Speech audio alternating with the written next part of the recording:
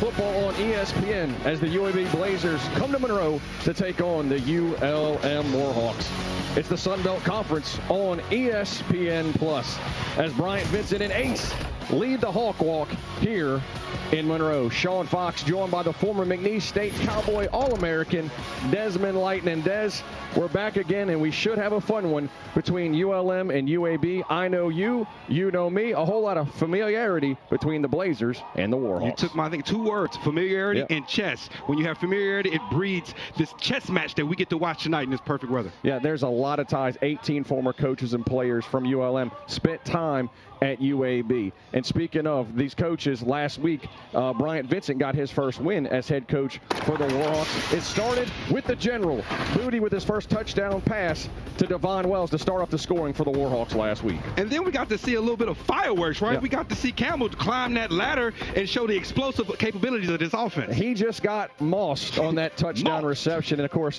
ULM gets the 30-14 victory last week over Jackson State. And that was win number 1 for Bryant Vincent here at Monroe. And it also ended a 10-game losing streak for the Warhawks going back to last year. And the Warhawk faithful felt so good. It created that belief in what Coach Bryant Vincent is preaching about, turning this program around like he did at UAB. Trent Dilfer looking for her first win on the road, but this former Super Bowl winning quarterback has one heck of an offense. And tell me about it. And they got a much improved defense. And Coach Sione from last week, they looked great against Alcorn. It's perfect Chamber of Commerce weather here tonight in Monroe. 83 degrees and cloudy. Should be a fun one from the 318. And it's not just the weather that's nice, Des. Talk about an all-uniform game. UAB breaking out the all-white, looking like a stormtrooper. I love it. Icy and whites. ULM breaking out the new black uniforms with the new P40.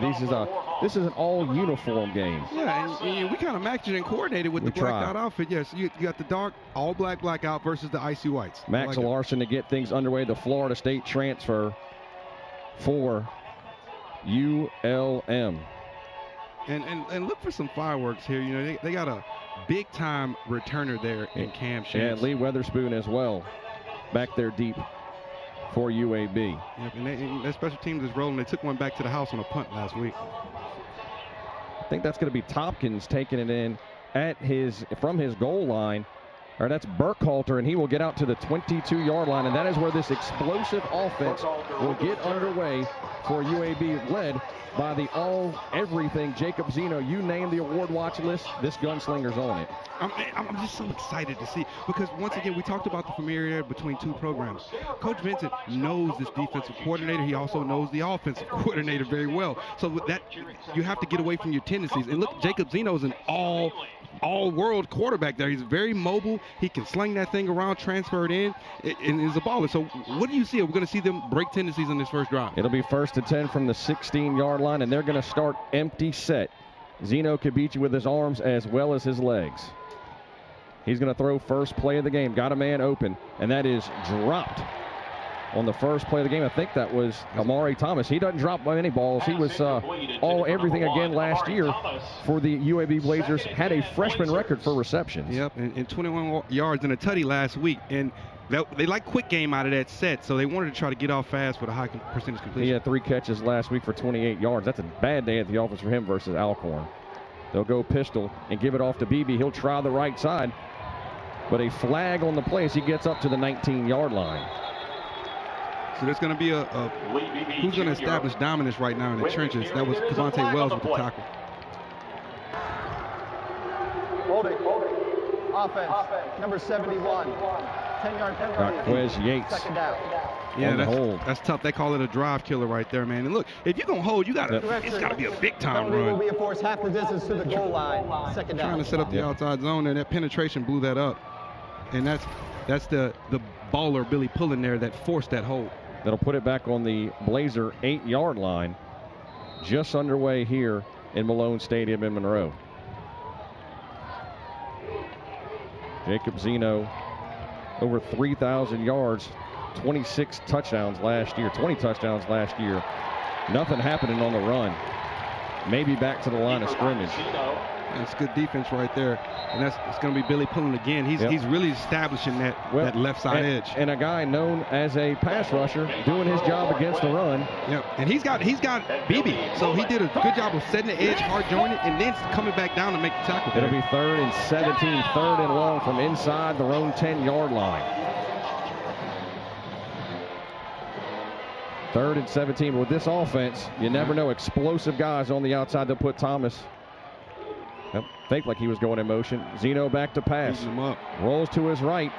Throws it almost intercepted by Wydett Williams, who had himself the game of his life last week. First ULM Warhawk to be the Sun Belt Conference Player of the Week since 2021. He was all over the place last week in the win over Jackson State. Yeah, 10 tackles, an interception, just balling out. Trying to get him another one there. Got him a PBU to start this one out. And you didn't notice, but Carl Glass smashed the running back on the blitz there. They heated him up there with Coach Ernest Hill. Zeno looking for his tight end, Damus. Would have been well short of the first down on the UAB sideline. Now, ULM also has another baller punt returner there. Yeah, Devon Wells. He was an all-conference player twice in the NEC at his previous school at Long Island. Didn't really get many chances to get a return last week. He should get one here. Picks it up on his 45. Cuts inside the 40. And the Warhawks will have their first possession in the game.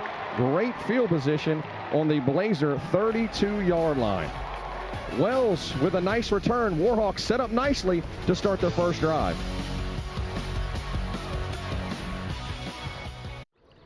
Tony, it's gone. No. How am I going to do this? Welcome to the MDY Mid-Cap Cup, presented by State Street Global Advisors. Today's challenge is to play 9 holes without the middle of your bag. How does that sound? That sounds terrible.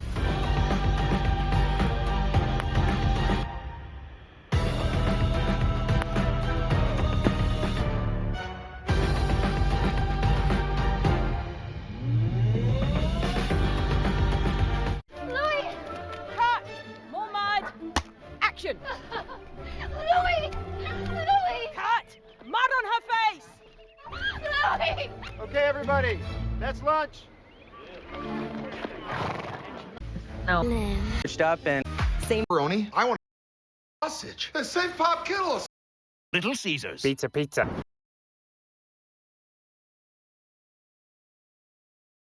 Special teams as well playing complimentary football. Now, can General Booty come out here and cash in with this opportunity?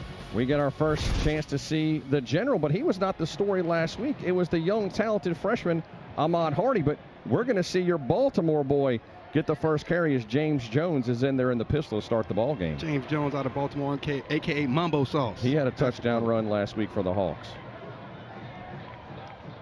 Just getting underway here from Monroe. But you mentioned it, Des, on UAB's last drive. Those penalties, they're drive killers. Really, you can't. It's hard to come back from a holding call there.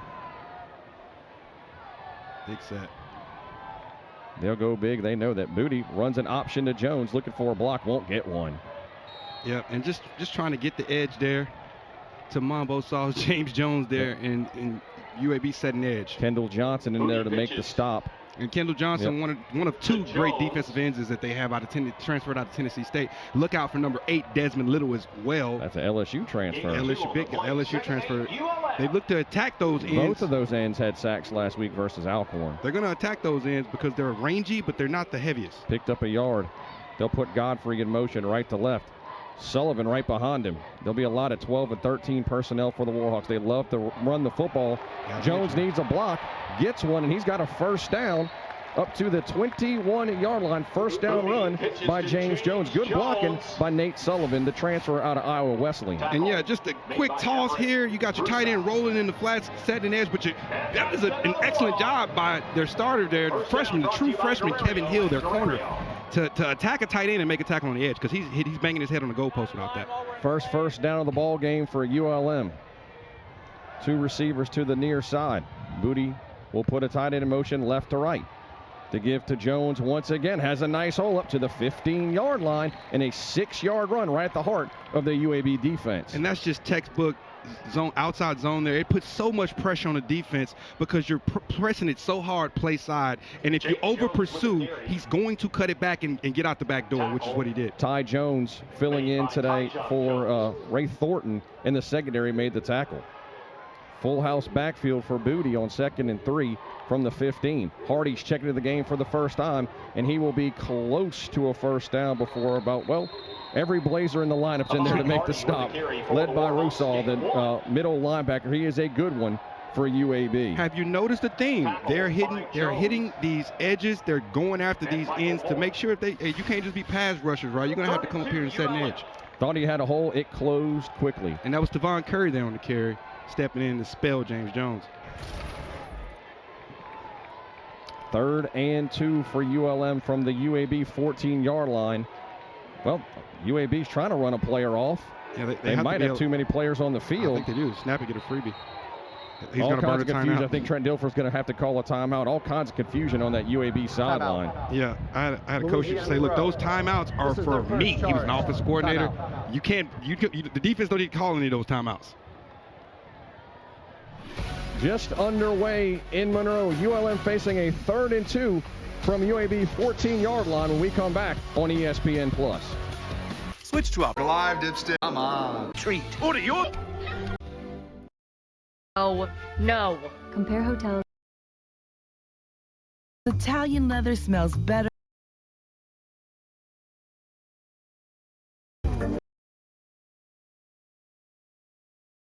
So if the forecast calls. Boy, am I running late. Mayhem, like me.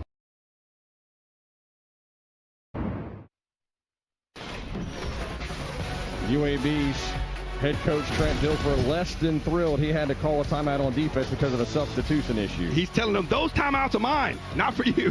3rd and 2 for ULM from the UAB 14-yard line. And, well, if he was mad about that penalty, he's going to be mad if this was against his defense as well. Looks like it was a freeze call there.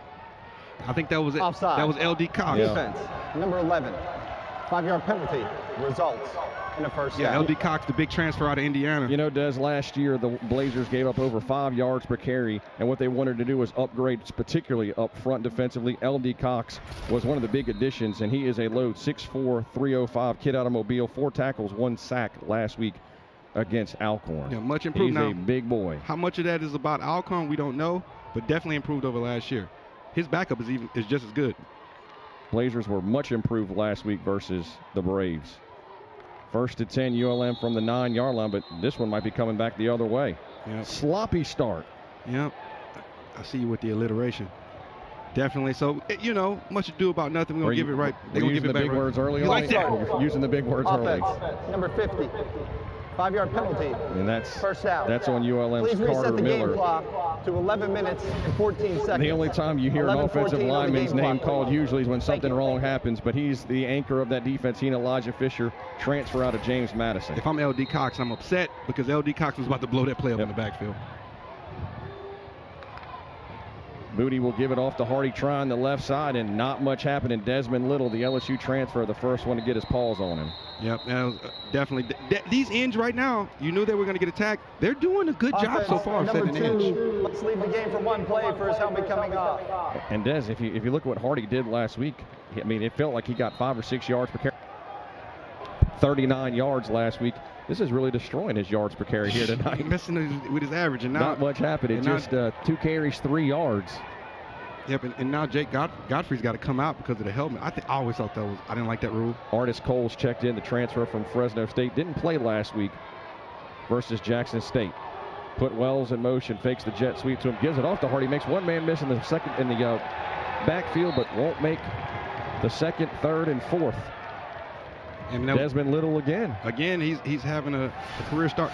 They run that jet motion a couple of times and then trying to run outside zone beside it. They have not really honored Devon Wells on the jet sweep motion. So look to see them try to get the ball to him in space on the edge. Colby Dempsey in there to make the stop as well for the Blazers. 3rd and 9 for ULM here, their first drive of the ball game. UAB's first drive ended with a punt. Put the Warhawks in good field position. 3 receivers to the near side. Delayed carry to the former UAB Blazer. Curry's got a hole, but not enough for a first down. That hole closed quickly. Not the old school trap sprint out. It was. When's the last time we saw that? Lee Weatherspoon coming in. Actually, that was the running back. Chris Bracey in there to make the tackle for the UAB Blazers. He led the team last week in tackles. He's going to try to influence him and have him over pursue and hand it back the opposite direction. You have to stay home. Great pursuit there by the UAB Dragons. Bracy, 6'1", 205, another kid out of Mobile. Max Larson in here to try to put the Warhawks on the field first, facing a 4th and 8. Forcing his field goal is a win for the defense. Kick is up, and it is good, and ULM with 9:19 remaining in the first quarter gets 3 points. Listen, it wasn't ideal, but you still got points. You got to feel like, from a defensive perspective, if you come on the field with the shadow of your goalpost right there and you're holding the 3, you're winning, you're feeling good.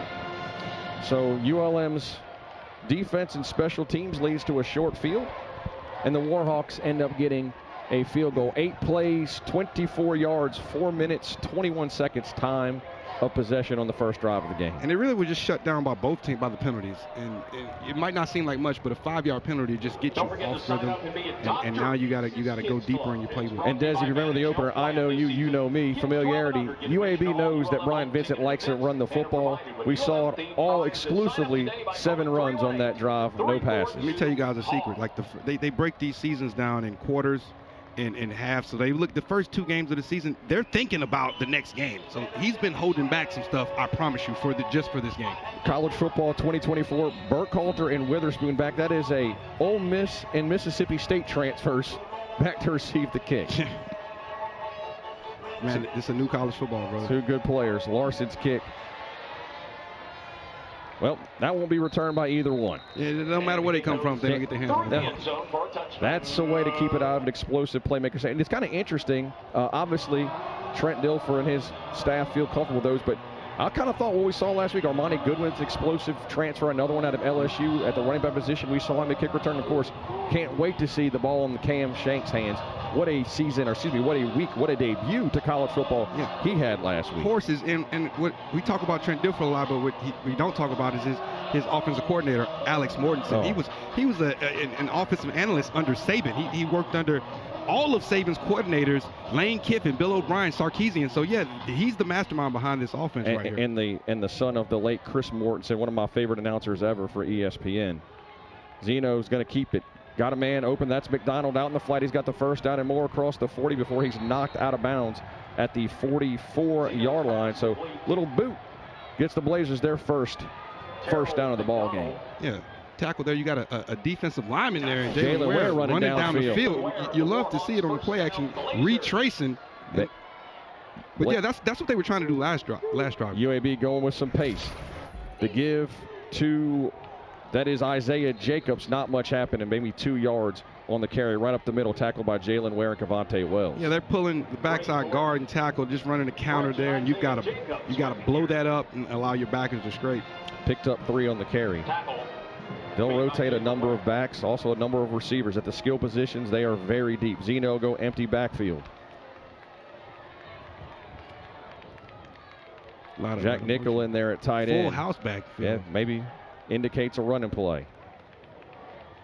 And it will. The give to BB, and he will be just short of the, never mind that extra push, well past the first down to the 44-yard line of UAB. Yeah, and guess who it is? It's Wydad Williams coming in from a strong safety position on the run fit. They can do so much out of that set. They fake the option out of it. Look for them to come back there and the quarterback keeping it later. BB, another Bama boy out of Montgomery. Had a big game last week. 2 fumbles and made up for it with 2 touchdowns. And a quick pass to BB on the near side, and he'll go out of bounds just past the 40-yard line. Pushed out of bounds by Hopkins. So if you notice when they start off in doubles, or if they motion to that bunch, they love the quick game out of that, trying to get the ball to their athletes in space quickly. Tyrese Hopkins for ULM out of Macon, Mississippi. Give to BB once again. And that's Billy pulling. He's going to have to come off now, unfortunately. Helmet came off, and again, about a yard short of a first down. For Louisiana Monroe, second ULM player to have their helmet come off already. So now we get one to see on both sides of the ball. Sorry about that, Sean. We get to see Tristan Shorter come in. A little fun fact about Tristan. Now, he told me he's playing for his 10-month-old son. That's a lot of motivation. The give to BB, he'll have the first down up to the 30-yard line, just testing the left side. They're going right behind the left side of that offensive line, testing the right side of the defense. Wydet's trying to get Conference Player of the Week again, and him and Tyrese. Hopkins and Wydet, we've called their names a lot this drive. Tempo. BB again, that time not much happening. Again, Hopkins making the stop. He is a run stuffer. Last year out of East Mississippi Community College, he had 63 tackles. He's just such a headsy player. When he gets a clear or cloud, he gets a clear read, he's going to shoot that gap and make a play like he did just there. Just a yard on the play, 2nd and 9 from the ULM 20. UAB trying to answer ULM's field goal on their first drive. I'm a drive going. They'll put Dallas Payne in motion left to right. Zeno looking to throw. Clean pocket. He's going near sideline. Ball incomplete. Looking for Malachi Holt Bennett. Really never had a chance. Good coverage by Carlin Viggers on that sideline. Yeah, because they were covering for every day. For they had all day. He could have made a sandwich in the backfield. Tried to hit him with the back shoulder. Clean pocket. Good pass pro there, and just good coverage there on the edge there by Viggers. And look, as a 73% passer, 2nd in the country, that's a throw he usually makes. Absolutely. Viggers used his sideline as a 12th defender. Extra defender, you said it. 3rd and 9 for UAB from the ULM 28-yard line. Zeno will have backs flanked to his left and his right. Do they bring the pressure? And it looks like they do. They do. Blitz, drill it, makes the hit as he looks for Malachi Holt Bennett, but that play was blown up by Brett Gillette last week for ULM. Had a block punt. He has a big play on this third down drive. So they come with the fire blitz, but they got a drive route coming behind it. A mesh concept, and you have to follow with that. If he gets that ball off, he catches that, he's basically gone. So great job by Brillette to force the errant pass. Jonah DeLonga in here. 2 for 2 last week, a long of 41. Trying to tie this ball game with 6:39 left in the first. Snap is good. Hold is good. The kick is also good, and he is perfect on the season. And didn't we hear ULM's 13-point dogs, correct? That they are. If you were a gambling person, I would take the points because these teams look very, very evenly matched. Jonah DeLonga ties it up for UAB at 3 apiece, 6:34. So, yeah, I don't know what the over is, but I know it's a not that we're encouraging, but there is an ESPN bet out there now. Not like we get a taste of that, but we can't do it because we call the game. But once again, the line, you got to throw the line out when you have this much familiarity between both staffs. Well, and Trent Dilfer mentioned it a few times this week that this is almost like an NFL divisional rival game where, NFC South Saints play the Packers.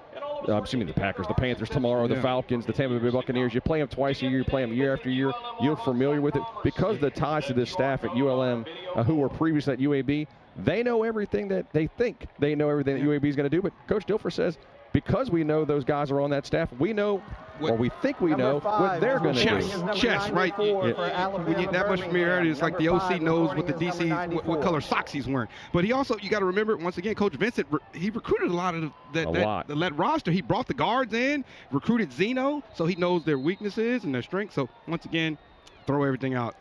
10-play, 48-yard drive, 2 minutes, 45 seconds off the clock for UAB. Tied at 3, 6:34 left here in the first.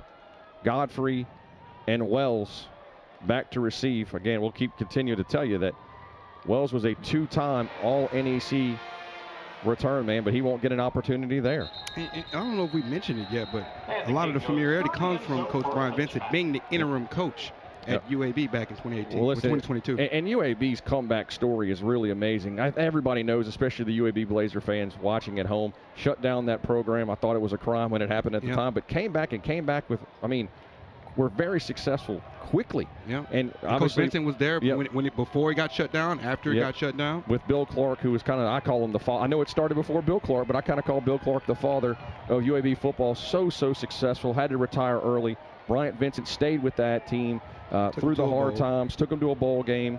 But now the Blazer program in the hands of Trent Dilfer. The Super Bowl winning QB. Cole will go in motion left to right. Pistol formation for Booty. Fakes it to Hardy. Gets it to Wells. Good open field tackle by Adrian Maddox from his nickel position. Yeah, they're going to try to put that nickel in conflict, make them make plays in space, and they're running a flood concept there. They're just overloading it on different levels and getting the ball real quick. It's essentially an outside run. Maddox, 6'3", 200-pound junior transfer out of Alabama State. Was a really good player in the SWAC. That's going to continue in the AAC for him. 2nd and 6, really good open field tackle. They'll stay in the pistol. Booty gives it to Hardy, and nothing happening in the middle of that defense. First one to get there, Kevin Penn, 6'4", 300-pound senior for UAB. Running the split zone there, you got Julian Nixon coming from his H-back position across the formation to try to kick out. He didn't really get anything at the point of attack, but then he hunted up some work by pushing the pile afterwards. Just stayed busy. Curry checks into the game. Tavin Curry, the UAB transfer from ULM. 3rd and 4. They'll put Nixon in motion left to right. Yeah, Coach V's going to call a timeout. Coach Vincent called his first timeout. Louisiana Monroe. Here tied at 3. Second charge. Timeout. 3rd and 4. Knotted at 3. 5:25 left here in Monroe.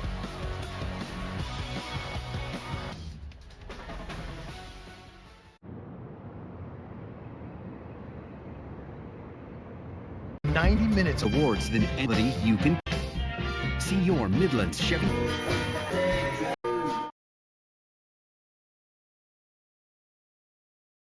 In there with some student athletes. Style is all about a representation. Places, and they all have a special place in my. Oh, hey, I know all these people. There's Sal. Apartments.com, the place to find a place.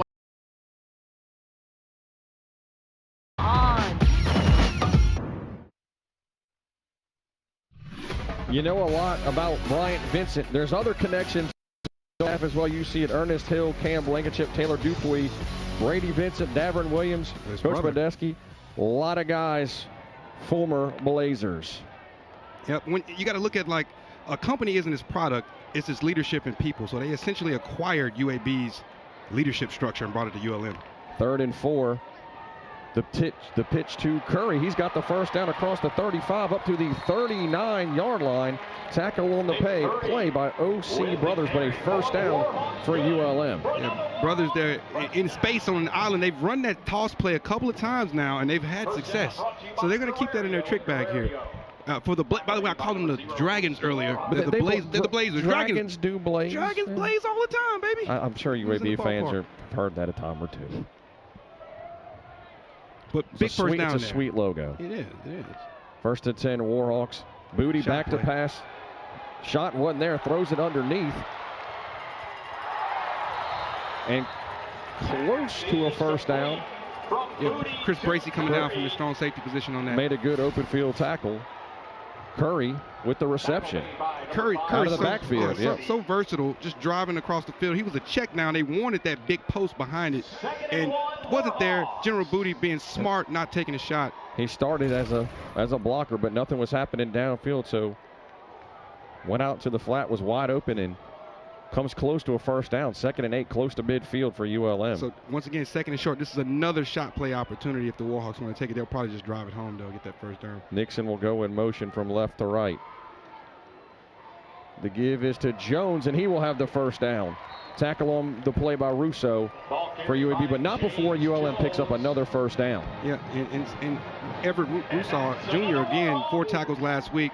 Big time, 6'2", 230 pounds out of Atlanta, Georgia, out of that Sam linebacker position. Started 8 games last year for UAB as a freshman. And fresh set of downs here for the Warhawks at midfield. They're having their own schedule. They got everything they want right now as far as their playbook. They'll stay in the pistol. 1 receiver to the left, 1 to the right. Booty to Jones, this time trying to go left. And a flag comes in late. Flag's gonna right come. Where holding usually is. So what you're not going to see, and that was Ricky Lee the third on the tackle, you're not going to see on the stat sheet, but Derek Shepard Jr., it looked like from his nose tackle position, blew the center up, causing that play to have to bubble. Offense, number 50, 10-yard penalty, first down. You said it when UAB had it on their first drive. Those hold penalties can be drive killers. Drive killers, a.k.a. coach killers. But just check out 95 there on the center. He put him on skates there. Sorry about that. That's Derek Shepard, a Cincinnati transfer, another load up front, 6'3", 310 out of Dayton, Ohio. And Carter Miller, the center there, very solid for the center for ULM. For him to do that to him, that's impressive. 1st and 20 for ULM, backed up to their 43-yard line. Curry's checked back in at tailback. He'll put Wells in motion, fakes the jet, hit on the play, and almost intercepted. When a ball flies like that, Des, everybody holds their breath. Lucky it wasn't picked off, but great pressure coming from the backside. The ball was in the air Injured player forever. of the defense. And once again, trying to use the run to set the pass. They were going for a shot play, but pressure, again, coming from the weak side. Nothing happened. Is that Desmond Little? That's Desmond Little there. Back in 3 tackles last week in the win over Alcorn. You know, I would love to say I was that long and rangy. Single-digit guy up front, you better be good, right? I think I heard that in your face. I think the brow of his helmet came down and hit him in the nose or the eyes. I've had that happen before. It's no fun. 2nd and 20. It means he needs a smaller helmet. Odenjor checks in the ball game for Little. So keep an eye Freshman out there. off the edge. Keep an eye out there. Now you got your play record is off the field, but this is a screen and draw down being so far behind the sticks. 2nd and 20, 3:01 left here in the first. Booty looking to throw. He'll take his shot play down the far sideline, looking for Javon Campbell, who had that big touchdown catch last week, but just put too much on it. Good coverage on the play. Try to throw the 50-50 ball there. You got man coverage. You maxed it up, so you had a clean pocket there. And you like that matchup going up against the true freshman, Kelvin Hill. For sure. That's, you want to test the young freshman. But good coverage there. And so actually they're running like levels behind it, and that's actually trying to clear that corner out. But you have the opportunity to take the shot, and he took the shot. 3rd and 20 from their own 43. UAB's got 6 guys back practically at the first down marker. ULM will give it off on a draw. That's Curry. He'll get across midfield up to the 46-yard line, but ULM well short of the first down. It'll be 4th and 9. Yeah, and that's Ezra Odenjor that stepped in for Desmond Little there on the tackle. And that, just once again running that power edge rushing, testing those ends. And we'll get our first opportunity. Mackenzie Ryan, the Australian, his first game last week ever playing football, did really well, but he's got a punt to Cam Shanks, 32.7 yards per return week 1, number 2 in the FBS. First punt return for a touchdown last week for UAB since 2013, and Ryan will not allow him to kick it. It goes in the end zone, but knowing that young man, that beats the alternative. That's a win there. Yeah. Either it goes in the end zone or out of bounds, but he can't touch that thing. He took one, banged his head on the goalpost. Well, this was a kid who redshirted last year. Coach Dilfrey said it was very, very hard to keep Cam off the field, but he said it would benefit him this year, and he played like his hair was on fire. He had been waiting a year to play. He was special last week versus Alcorn, 171 total yards. Yeah, he's really a mirror of Devon Wells. They use him very similar in that slot, putting him in that waggle position where they put him in motion a lot, in jet motion. So once again, it's a mirror image. ULM last week ended a 10-game losing streak. Coach Dilfer and UAB looking to get their first win since he's been the head coach.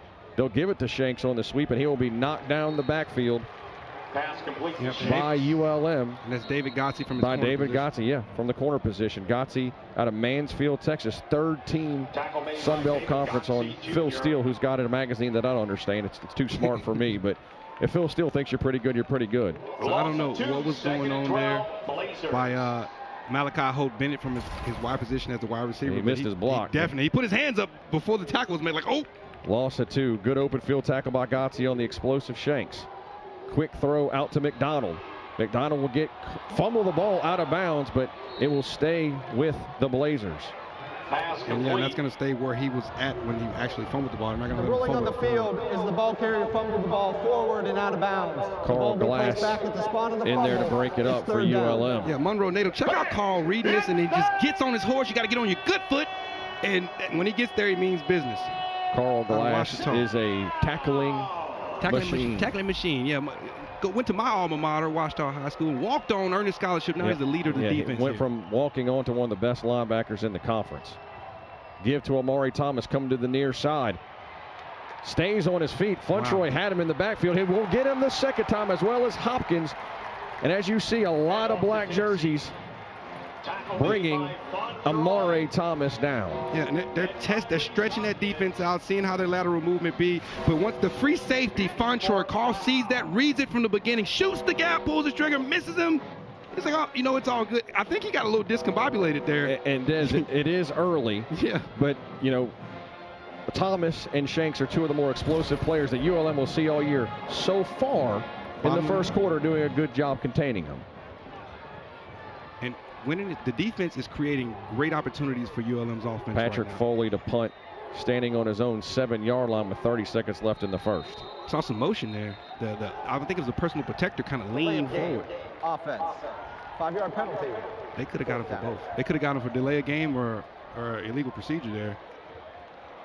The personal protector was like, come on, snap it. I see the clock. Look at Coach Dilfer. He's not happy once again. I like this look with the hoodie, with the chest. He got the 80s. And he still has the armband on. Yeah, the taco meat out there. Start going with that, huh? You just need the gold chain, man. Pull out that Serbian look. Hey, look, when you're a former Super Bowl quarterback, you do what you want. Oh, punt is blocked. Second week in a row that ULM has blocked a punt, and they will have great field position to start this drive from the Blazer 29-yard line. And that's a Peter call. The special teams coach is losing his mind because if it goes forward, you got to get away from the ball. And Des, Hunter Herring in there to block the punt. Hunter Herring was the starting quarterback for ULM last year in the first 2 games before he got hurt. Yeah, OCS native out of Monroe, Louisiana, stepping up. He's playing the Taysom Hill position, meaning all positions, quarterback, running back, wide receiver, fullback. Taysom Hill and Hunter Herring, what are they? What position? Football player. Yeah. You'll see Hunter Herring on special teams. You'll also see him potentially on short down and distances. He is a athlete. And let me tell you guys, the scouts at the next level love that. They love people that'll be selfless, a quarterback that'll get in there on special teams and go try to smash the punter. Herring 6'5", 225 from just down the street, OCS High School in Monroe. And here's your takeaway, your first takeaway of the game here. 1st and 10 from the Blazer 28-yard line. The give to Hardy, and he is wrapped up, and well, they have done a great job keeping him in check so far. Rousseau in there to make the tackle. Yeah, and they're testing the edge, but it might not get many yards, but you have to slow down those edge rushers somehow by making them respect that run. And we haven't seen them on so far. It's been tough sledding so far for the talented freshman from ULM. 5 carries, just 3 yards here in the first quarter. But notice last drive. It's crazy. It feels like the second part of the same drive after that first block punt. Yeah. 3-3 after 1 here in the 3-1-8 on ESPN+. From the #1 rated brand in cordless outdoor power, the Ego Power. The all-electric finance with GM Financial. These days, the best seat in the house at Belgard.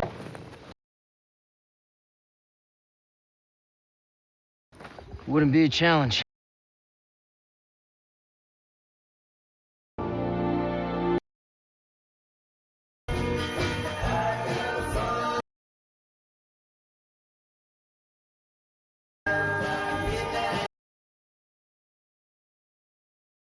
Sports, it's a 1-2 is to the next level. Did you? I know Renter is one.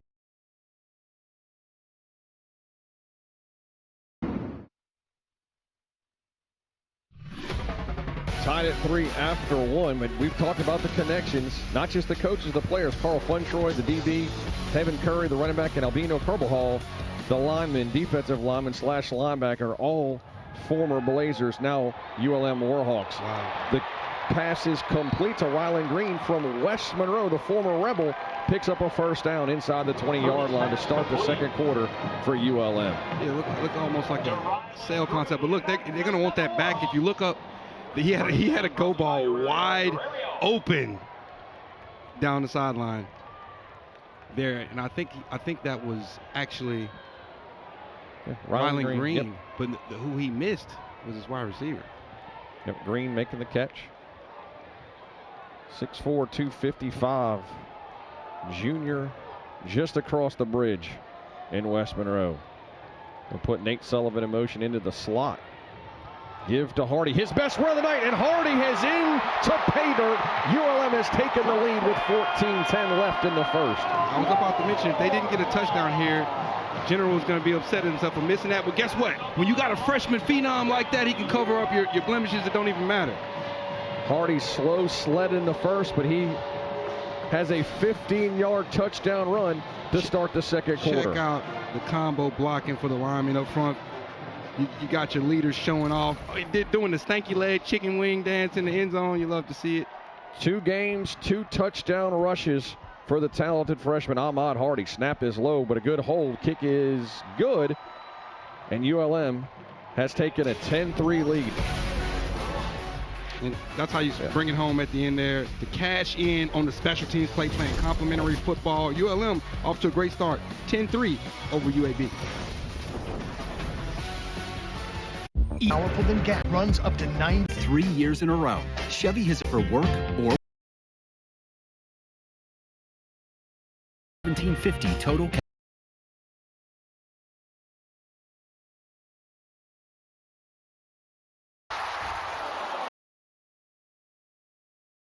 Until you're finally home.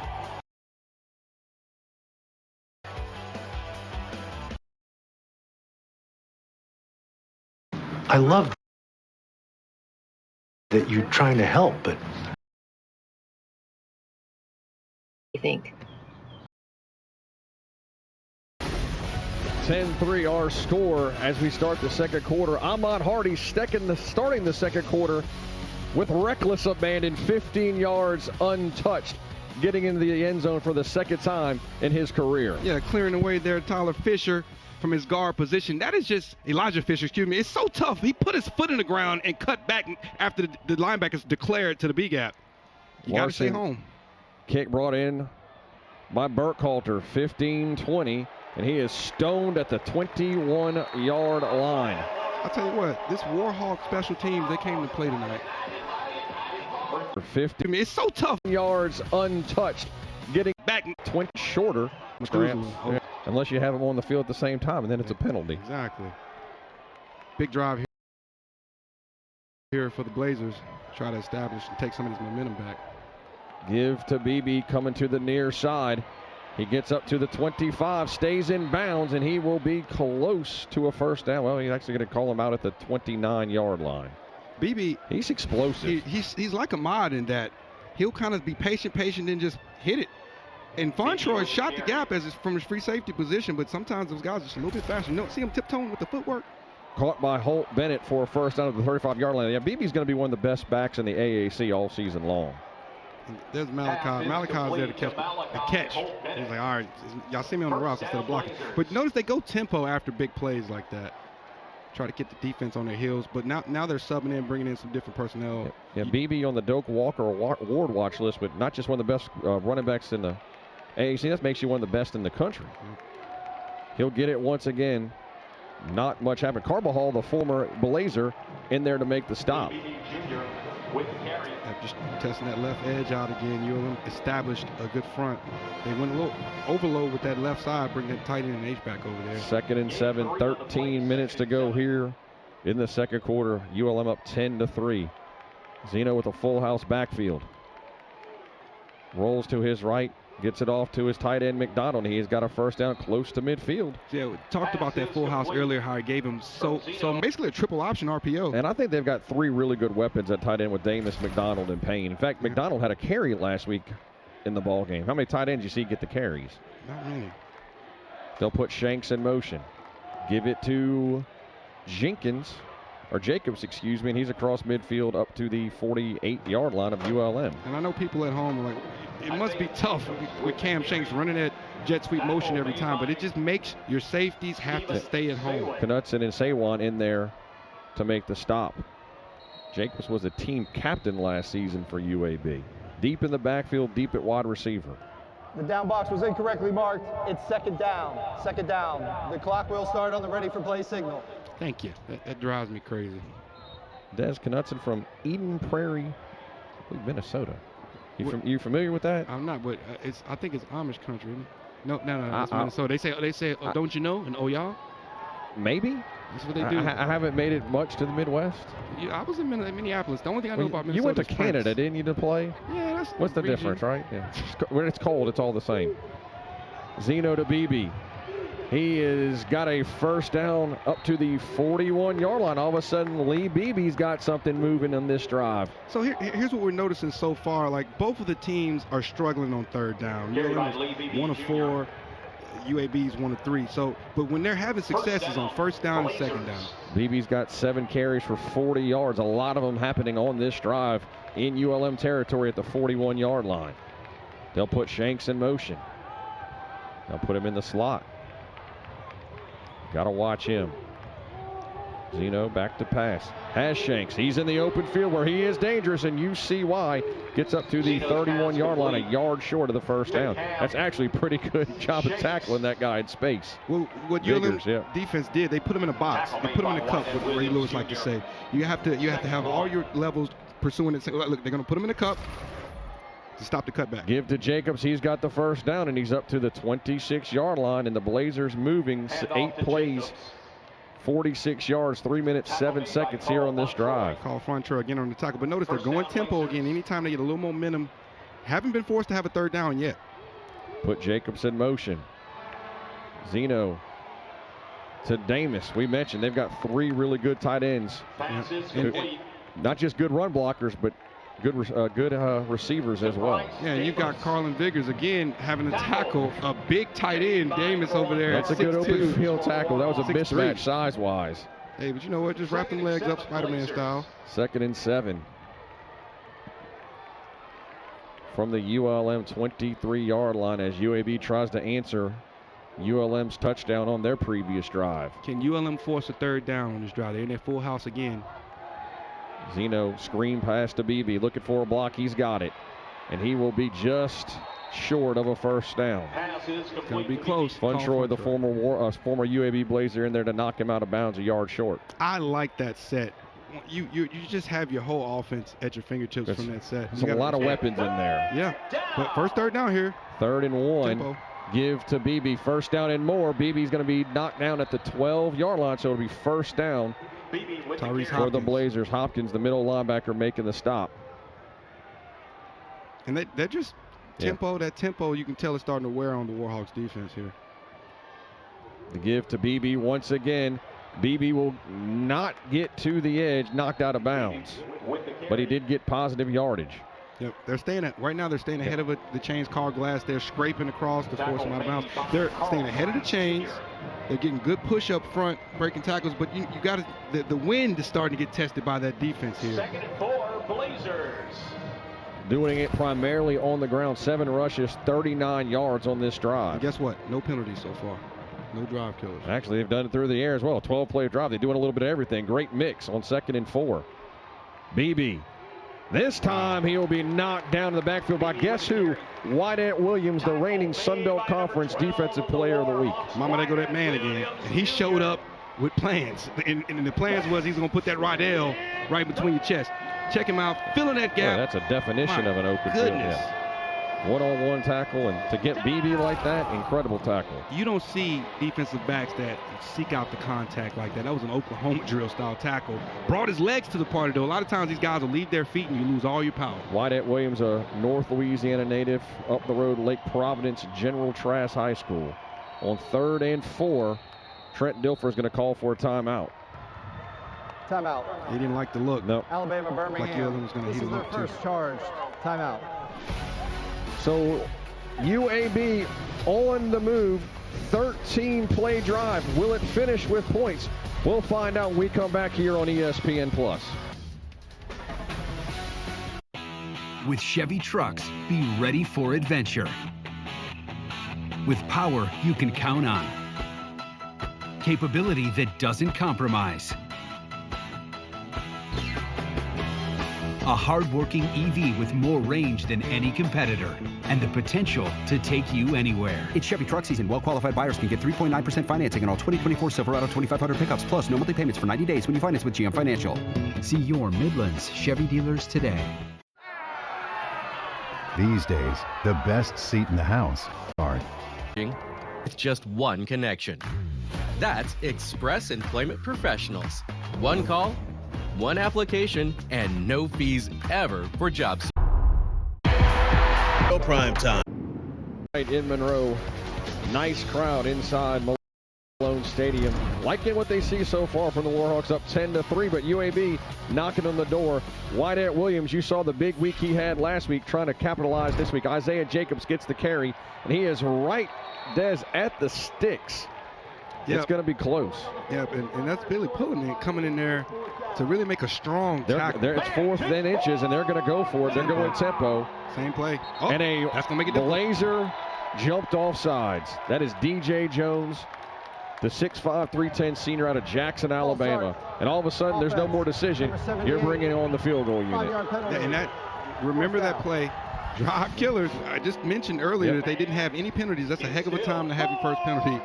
They were about to run that same play. And it helps when you have a guy in your gap inside. It actually makes it difficult because he's trying to get his face across him. Jonah DeLong in basically a chip shot for the Blazers. Patrick Foley, the punter, to hold. On 4th and 6. 24-yard attempt. It is up, and he is still perfect on the season. 10-6 our score. ULM and UAB, you get a score, I get a score, but ULM's defense able to hold them to a field goal in this drive. It's the Sun Belt Conference on ESPN.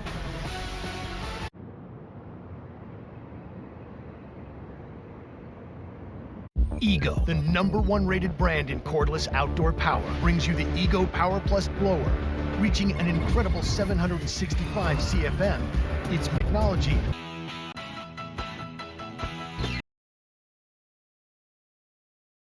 Financing on all 2024 Silverado 2500 pickups plus no monthly payments.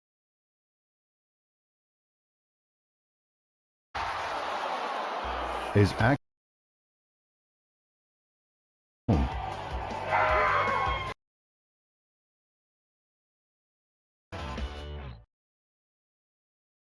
When we say it'll be on time,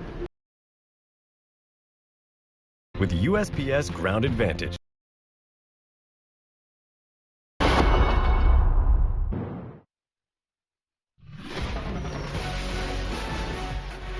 Back at Malone Stadium, a 15-play, 70-yard drive. Took 6:30 off the clock, which is all great, but they settle for a field goal. It's crazy how it's all relative. When you stay on the field that long and you hold them to a field goal as a defense, you think, oh, we did it. You won. And as an offense, you're thinking, all that for 3 points? 3 points, yeah. But they got the points, and that's important. But a lot of plays and a lot of time off the clock on that drive for UAB. But DeLong stays perfect on the season on field goals. His kick going to be brought in. Nope. You can't return it if it's in the back of the end zone. I'm waiting to see Wells and Shanks get going on returns, whether punt and kickoff return. I hadn't seen either one really yet. I don't think you're going to see it on kickoff. Not the way these guys are kicking off right now. So how does ULM answer? Every time ULM scored, UAB answered. Let's see what happens on this drive. Well, what we have noticed is ULM, as well as UAB, when they've been able to stay ahead of the sticks, keep it clean, and not be put in a third down situation, they've drove the ball down the field. Now, the third downs is both teams have struggled until this last drive for UAB. UAB's got the advantage, time of possession and yards, but they trail on the scoreboard 10-6. Nate Sullivan out in the flat, across the 40 up to the 44-yard line. Just finding your tight end out in the flat. Easy throw, easy catch, and a first down for ULM. So all those whams and smash edge runs have set up this play action where they can get your guy in the flat, and they're running the for the love of the game routes there. You get Nate Sullivan there, who's normally blocking, give him the opportunity to carry that pill. Nate out of Iowa Wesleyan. Warhawks in the pistol. From the 45. Give to Jones, cuts back, then cuts right back in and gets to the 50-yard line. Gain of 5 on the carry. Just bobbing and weaving through there, and Nate, he got to carry it. Now he's out there blocking, clearing the field. But that play was set up by that play action. Now you're a little bit hesitant if you're in the secondary. James Jones having a good night so far, 5.4 yards per carry. Picking up where he left off last week, had a touchdown versus Jackson State. Keeping them off balance here with these calls. They'll put Sullivan, who had that catch, at the H-back position. He'll run behind him and have a first down. That'll keep that yards per carry up. That's another 7 and across the 45-yard line. And that's Cyrad Bryant there on the tackle. I think, Sean, you could have got a couple yards on that carry. That gap was wide open. It was big. And if you notice, if you look at the guards, and this is, I'm going to get like defensive line mind. If you look at the guards, they'll kind of tell you what they have to do. The guard and the tackle on the backside were setting so far deep. If I was getting a carry, I wanted to be as big as Ahmad Hardy's was when he scored. I don't want any chance of anybody touching me. Man, you svelte it. You squirt right through there. 1st and 10, 3 receivers to the far side. Warhawks looking to add to this lead. They'll put Godfrey in motion. It's going to be a procedure. Push them back 5. And now you just put that undue pressure on your offense. Yep. False start. Offense, number 12. 5-yard penalty. First down. Yeah, and that's going to be Javon Campbell from his ex-position as a wide receiver. We got 7 combined penalties here in the first half after that one. Javon Campbell had that circus touchdown catch last week, guilty of the infraction. Whoever's number was getting called that play, they're like, man. It looked like they had something set up that was cooking. They'll push them back to the 48-yard line. Fake on the jet, screen pass. Looking for a block is Nixon. And good open field tackle by Kobe Dempsey. We've seen good tackling by these cornerbacks. And these cornerbacks are fighting through blocks. And Cyrad Bryant as well. Yeah, he was in there making and that was plays. Cyrad. You don't notice they setting it up, kind of get him to overflow. He's blocked by a lineman. He had to shed a lineman to make that tackle. There was something there. There was 3 black jerseys out front. That was all on Bryant. If he doesn't make that tackle, he still might be running. Yeah. They're going to be playing that over in the offensive line. Really good open field tackle by Cyrad. Makes it 2nd and 14. Moody, there's that trap again to Curry. Nice hole, and he'll get across the 40 up to the 36-yard line. So got a lot of it on back on that play, Des, and then some. LD Cox making the stop. Yeah, him and Michael Moore. And Tavon Curry, once again, he's a UAB guy. You think this game means something to him? I think it means a lot to him. He hit that thing on full speed. Michael Moore, and then Maddox came in to clean it up. 3rd and 3. First third down test of the drive. Does ULM snap that third down drop? So far, the Warhawks 1 of 3 on first downs tonight. And if they get this first down, they're probably going to get points on this drive. Campbell in motion. Jones. Actually, that's Curry once again, and he'll be a yard short of a first down. First big decision here. The runner stopped short of the line to gain. It's 4th down. Big decision here for Coach Bryant. Vincent, is what do you do? And this is kind of no man's land. He's been aggressive here, so look for them to bring that big package and the Rhino package. Jackie back making the stop for UAB. That Rhino package adds Sam Tesla and Q McBroom, 2 extra offensive linemen on 4th and 1. Hardy is in there, and it's going to be close. It's going to be real close. It's going to depend on the spot. Credit to that defense. LD Cox was in there once again. A lot of big bodies. A lot of big bodies there. And Ahmad lowered that head. As was Bryant again. Cyrad Bryant is in there again. He kind of cut it back a little bit backside. It's going to depend on the spot here. Yep, it's going to be real close. Look, at first I thought he was going to have it easily, obvious. But Bryant did a great job of filling that hole. And if you look, when you watch this back, there was a little bit more and you're on running the right behind side. the right guy, Elijah Fisher. Yeah. An all Sun Belt Conference honorable mention player last season. Des, it's going to be close. Yeah, but that was just excellent by the second level there for the Blazers, filling that hole. I don't think he got it. Nope. And he didn't. The Blazers get a stop. Talk about a momentum-creating play for your defense. Get your offense back the ball because ULM's driving. And a ton of time with 3:24 left before halftime. They were about to make this a 2-possession game, and it's just psychologically 2 possessions right before it changed the way you look at this game here. Huge stop there for the Blazers. With plenty of time left. And Hardy's going to watch that film back. He's been so good so far this season on just seeing it, waiting for the hole to develop. Wasn't a lot of holes there, but he cut it back right away from where his protection was on the right. Bryant Vincent clearly disappointed His offensive line wasn't getting enough of a push. But again, credit to Bryant for filling that hole. We called his name a few times on that drive. Again, 2 really big tackles because he was the one who made the open field tackle on the screen when there was a lot of black jerseys in front. Remember that shadow block got in there and filled the gap, shot the gap there. But if you know, there was a wall of black there because the offensive line had got stood up. Bryant, a transfer out of Georgia Tech for UAB. Low man wins there, Sean. Undefeated. So UAB with good field position from their own 34-yard line with Jacob Zeno, who we've yet to see really turn it loose yet. Give to Beebe. Beebe makes one man miss. Circle button gets close to a first down before Carl Glass makes the tackle. I think we sync it up, brother, because I literally thought circle button. Whoop! And so once again, after these big runs, look for them to go tempo. Yeah, I mean, they get 4 or 5 yards. They go tempo every time. They got 7 on that one. This is a good shot play opportunity here. And they'll give it off to Beebe. That's a good decision. But he slips down. I think you can credit some of that to the turf monster. Dylan Howe was there as well. Yeah, there was a little penetration there on the play side, forcing that cutback there by Alvino Carbajal, another UAB guy on the defensive line. Yeah, that was. So you see him stand up that double? He took up 2 offensive linemen there. Now Des, I did mention circle button. I'm embarrassed to say I haven't played the new NCAA football game yet. I played the demo. I told myself I'm disappointed in myself. It was going to be like, investigative research playing it to learn the roster. Terrell McDonald in motion. Zeno will throw. Got time, drops it off to Jacobs, who will have the first down. Knocked out of bounds, but he has a first down up to the 47-yard line. He went through his entire progression from first choice, second choice, third choice, and then went down to his leak out there and his running back out in the flat. See, you see him check it? Wasn't there? And then you got Gotzi there, out leveraged. That play was made by the offensive line, giving him time to go through all those reads. 1st and 10 from their own 47-yard line. Zeno hit while he threw balls out. Billy Pullen, and the Warhawks have recovered.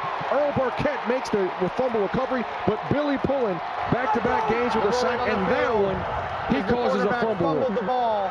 It was recovered by the defense. It's first down, Louisiana Monroe. That is a game wrecker right there from Billy Pullen. Coming in like a monster. They bring the Mike Blitz, overload that B-gap. And that's how you finish a play and flip it for your offense, get your ball back. ULM still on top, 10-6 over UAB. And just imagine that. 1:57 left before half here in Monroe. Let's go to our next segment, Fairest Calls, inspired by Geico's Fair. Rarely happens every game, boys. Louie! Compare hotels in the Hotels.com app. It's a $3. The Kittles. This is the most reliable. Go online.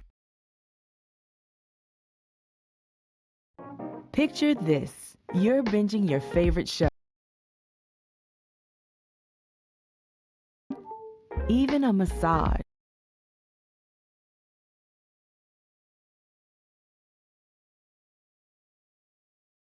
Value City Furniture.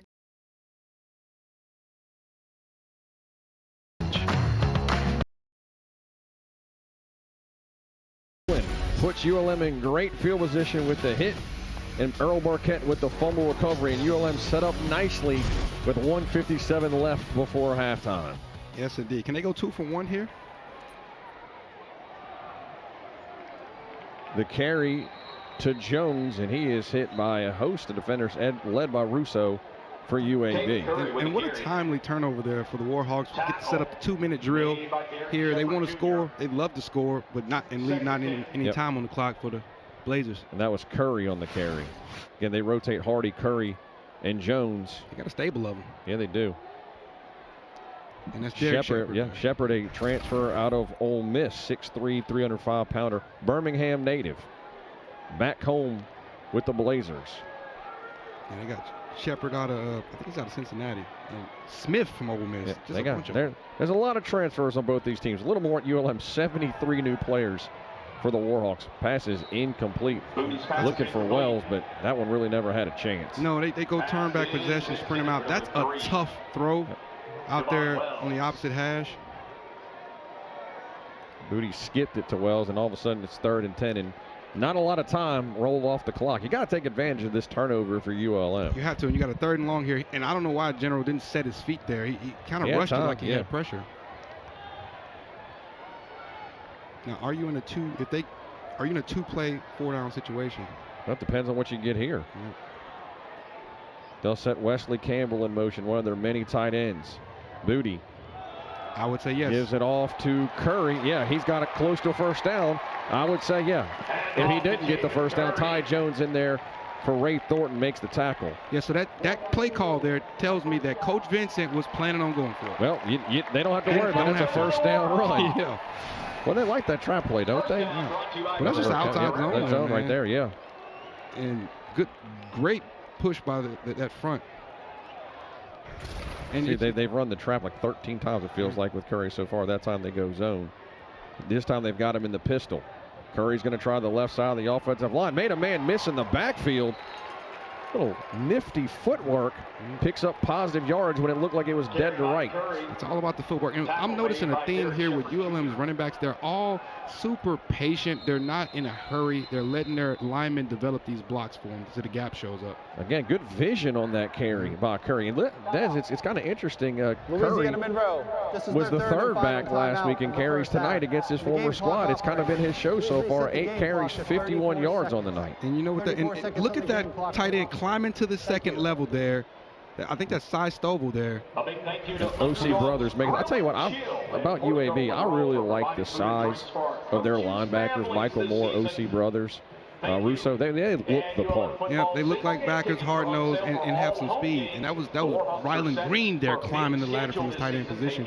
But like you said, about them rotating so many backs, it shows me that they're looking at practice. And whoever's having the best week at practice, that's who's getting the juice in the game. The Warhawks are going over 100 yards rushing combined, 104, 21 carries here in the first half. Again, UAB knows what Bryant Vincent's going to do. They were a primary running football team when he and Bill Clark were there at UAB. And listen, very successful at doing it. 3 straight Conference USA Western Division titles. Of course, won the league too.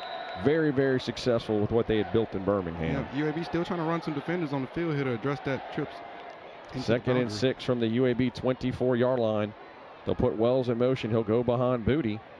Booty under pressure by Little. Steps up, drops it off to Hardy, and that's probably best that he dropped that football. But the pressure off the edge from Little. Incomplete forward pass. It's 3rd down. Yeah, definitely better. And you're noticing Coach Vincent is starting to influence what UAB's defense is doing when he's putting his receiver in motion. They're shifting the whole shell of their defense, and then they're running a fake trap away from it there. That time they ran the play action. Want to get those big bodies up front for UAB moving. Yep, and getting your secondary away from where you want to go, which once again is proving the point that they know each other's tails. 3rd and 6 from the Blazer 24-yard line. 30 seconds left before halftime. Julian Nixon in motion. This time they'll give it off on the carry, and it will be short of the first down. It's going to put it by Curry. Now he's a yard short now with 21 seconds left. It looks like ULM is going to be content to kick the field goal. Are they out of? They got. I think almost like a fire drill. Yeah, but they just want to let it run down, let the clock run down, and get some points. And there's the timeout. But that was called by UAB. That was timeout by UAB. I was wondering why ULM was rushing it so much, but this is their 2nd charge timeout. Now they'll have some time to think about it. Yeah, they do that fire drill, just rotate. It was already on. When it comes 3rd down, they have field goal alert. They're already sitting there waiting. They run that during walkthrough.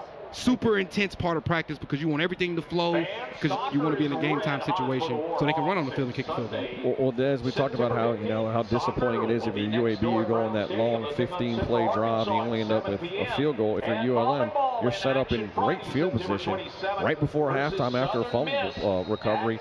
You don't come out with the field goal here. Equally disappointing for them. Yeah, if you don't. Now, I will say that getting points before half because it came off of a takeaway where they were about to get points on you, it looked like. You're going to feel real good about it. Great home crowd here on the at least on the in the student section side here for the blackout. And remember, ULM deferred, so they're getting 2 for 1, 2 possessions here. Max Larson 1 of 1 so far tonight. The transfer from Florida State.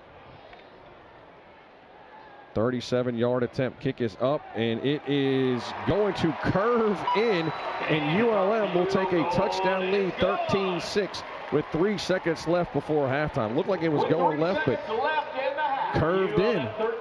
Yeah, kind of like the English on that kick. Yeah, a little English. What do they call it, a draw in golf? I was, well, that or pool, but yeah, more golf, yeah. Did you notice that the Mario soundtrack in the PA mic that came through? So once again, big time stop for UAB to keep it, because now it's still a one-possession game.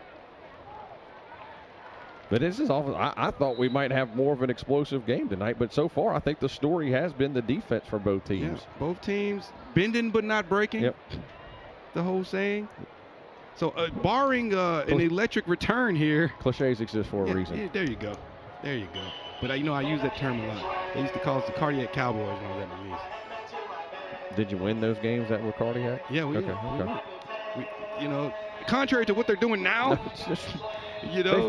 don't judge them by today. They were playing Texas A&M. I had somebody tell me, look, McNeese is not what we were. You got to just accept what we are right now. And they won their first game since 2022 last week. There's only one place to go, and that's up. Yep, there you go. That's a glass house. Fake it till you make it there, Des. Squib kick. They'll give him an opportunity to return it. That'll be Burkhalter coming to the near side. Going to switch to the UAB side. He's got some room, and he's going to be tackled. I said Burkhalter. That return was by Ryan Pippins, backup wide receiver for UAB, and that is how the first half will end. Back and forth affair. I would say this looks like two teams who know each other. Yeah, and I see a little raucousness going on. A little chippiness. Absolutely. Of the second quarter. Two evenly matched teams you see going back and forth. Had some self-inflicted injuries, but they're starting to find ULM's offense finding their way. Ahmad Hardy, second game in a row, he gets a touchdown. 2 games, 2 touchdowns. What's that dance called there? I wouldn't know. Funky chicken. Moody screen pass. It's 13-6 ULM. I know you, you know me, and it's playing out that way here in the first half in Monroe.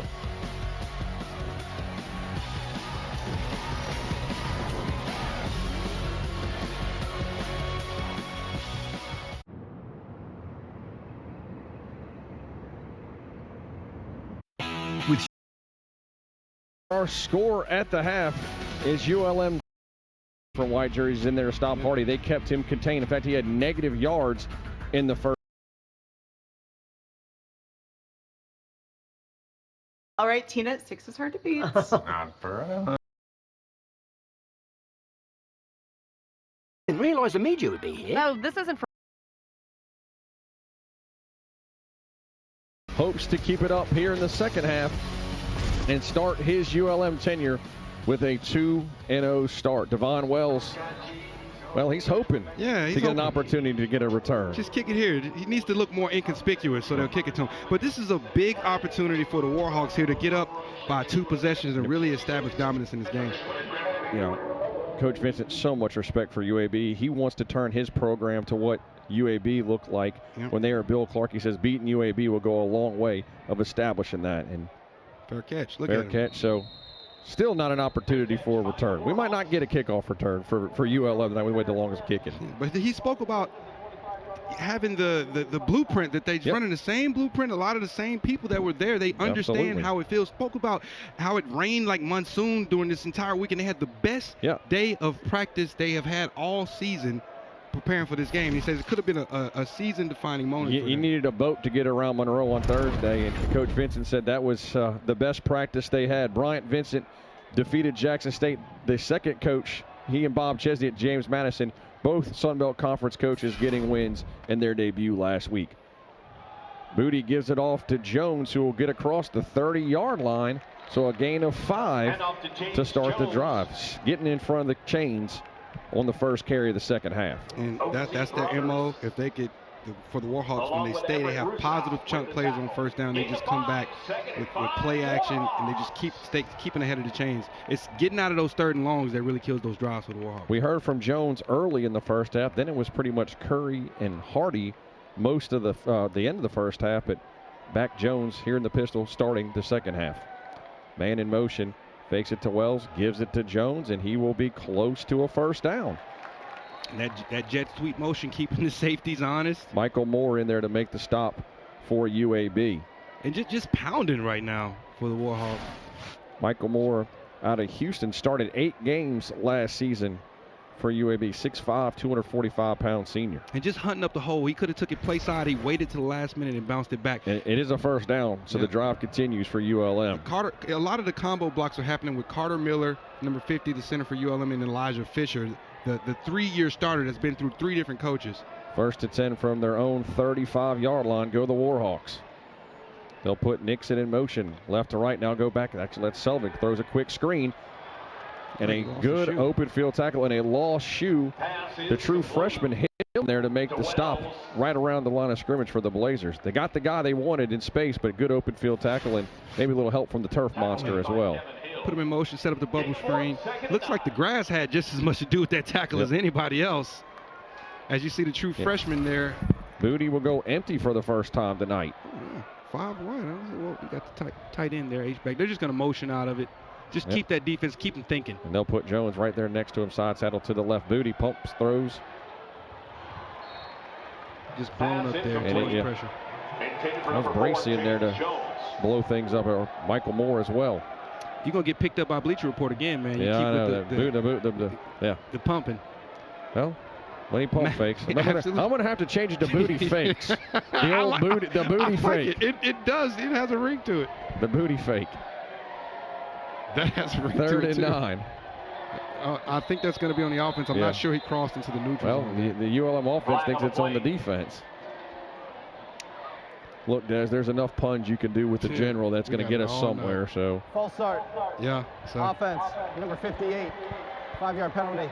And that's Fisher. Just been a little overzealous there. They went with the freeze call, trying to get those ends to come off to steal some cheap yards to set up a 3rd and short. And nobody wants to win more than Elijah Fisher. He's been here since 2020. This is the 3rd coaching staff he's been a part of. Yeah.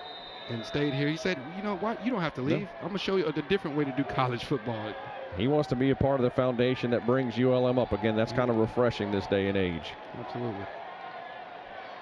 Warhawks backed up to their 31-yard line on 3rd and 14. 2 receivers to left, to the right, but they put Sullivan in motion, left to right, put him in the slot. They like blitzing out of this, which they don't. They cover. Booty's pass is almost intercepted, then caught by Wells for a first down. How do you do, Devon Wells? Off the ricochet for a big first down, from near disaster to a big play for the Warhawks. And that's when you got to get on your good foot. Sometimes you look like you're living well. The Warhawks are living well. That was a pick thrown directly Michael Moore's to helmet. Michael Moore, and Devon Wells just being on his good foot and getting that. The same thing happened for the Blazers, and they were not able to get the interception. The catch. 1st and 10, give to Hardy. He'll get across midfield. And so ULM once again struggled on 3rd down in the first half. And now they were able to convert their first 3rd and long pretty much all night. Everett Rousseau in there to make the stop. Shout out to former Warhawk Timmy B. I didn't mean to steal your call, buddy. No, you're good. It's a good one. But remember that 3rd down conversion if they're able to get points out of this drive. Because that's the first, once again, big 3rd down. It hits more on the helmet. Sometimes you're living right into the hands of Wells. Absolutely. His first big play of the game.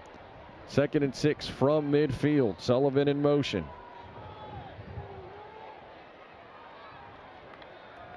Booty with the pitch to Hardy. Hardy hit at the 50. Russo again. Yeah, and they tried that play. Yep. They tried that play a couple of times and had success with that toss in the first half. This time it looked like they got on their iPads. They got some new technology now on the sideline with the iPads and the coach being able to talk to the linebackers in their helmets and QBs. So they've adjusted to it. Warhawks 1 for 4 on 3rd downs. It hadn't been a great night on 3rd downs until that last, let's call it luck, living right on the last one. Shooter's roll is what they call it. They'll try to keep the drive alive here on 3rd and 6 from midfield. Booty calls for it. Gets it to Wells, who in and out of his hands on the slant pattern. That was a good throw. He makes the incredible catch, but can't hold on to that one. I hate to say it, but I think Devon might have heard footsteps from Tyjon Jones, the free safety on that slant. Well, Jones filling in for Thornton tonight. I think he's played a whale of a game. See this? Look, yep. Footsteps. Footsteps. Look, it happens That was, sometimes you make business decisions, but that's a big-time stop for the Blazers there to force the ULM to punt it to him and get out of it. Don't go down by the 2 possessions. Australian Mackenzie Ryan to punt to Cam Shanks, the electric Shanks. Will we see a return? Maybe. Probably not. That's a good one, and you won't. Can't ask for a better result from Mackenzie Ryan. This kid's never played football. He is a rugby player. You'd have never known by the way he's punted in his first 2 games as a ULM Warhawk. He flips the field. UAB will start in their own deep in their own territory. Tony, it's gone. No. How am I going to do this? Welcome to the MDY Mid-Cap Cup, presented by State. Brother, I'm a dog. Literally. Fiber internet.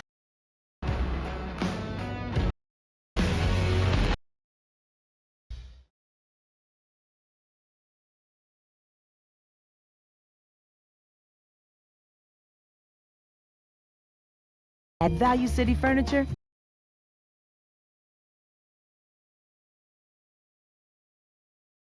conference action on ESPN Plus. Getting a look at Jacob Zeno as the talented quarterback needs to bring his Blazers down from behind. A lot of football left, 10:53 remaining in the third quarter, but Dez starting at their own 4-yard line. Yeah, and let's see how aggressive Coach Ernest is with his defense, having them pinned back.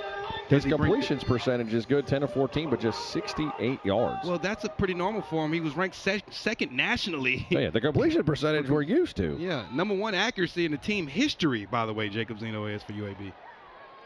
96 yards to be able to tie this ball game up.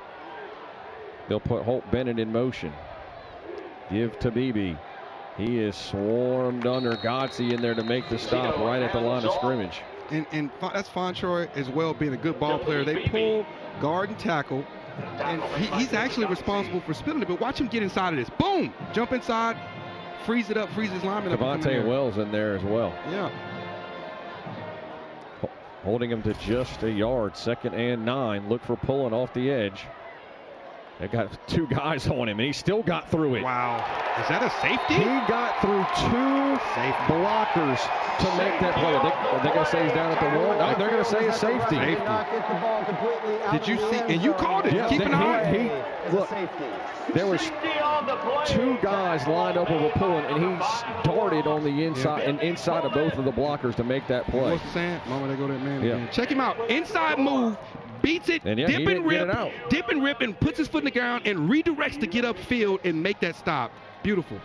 Billy Pullen is having a monster game once again for ULM. Liberty Mutual customized my car insurance, so I saved straws, right? Oh. Look alive, dipsticks. I got bacon. Your 3-meat treat for $8.99 and get your This internet provider. Switch to Optimum and you can save over phone to me at an early age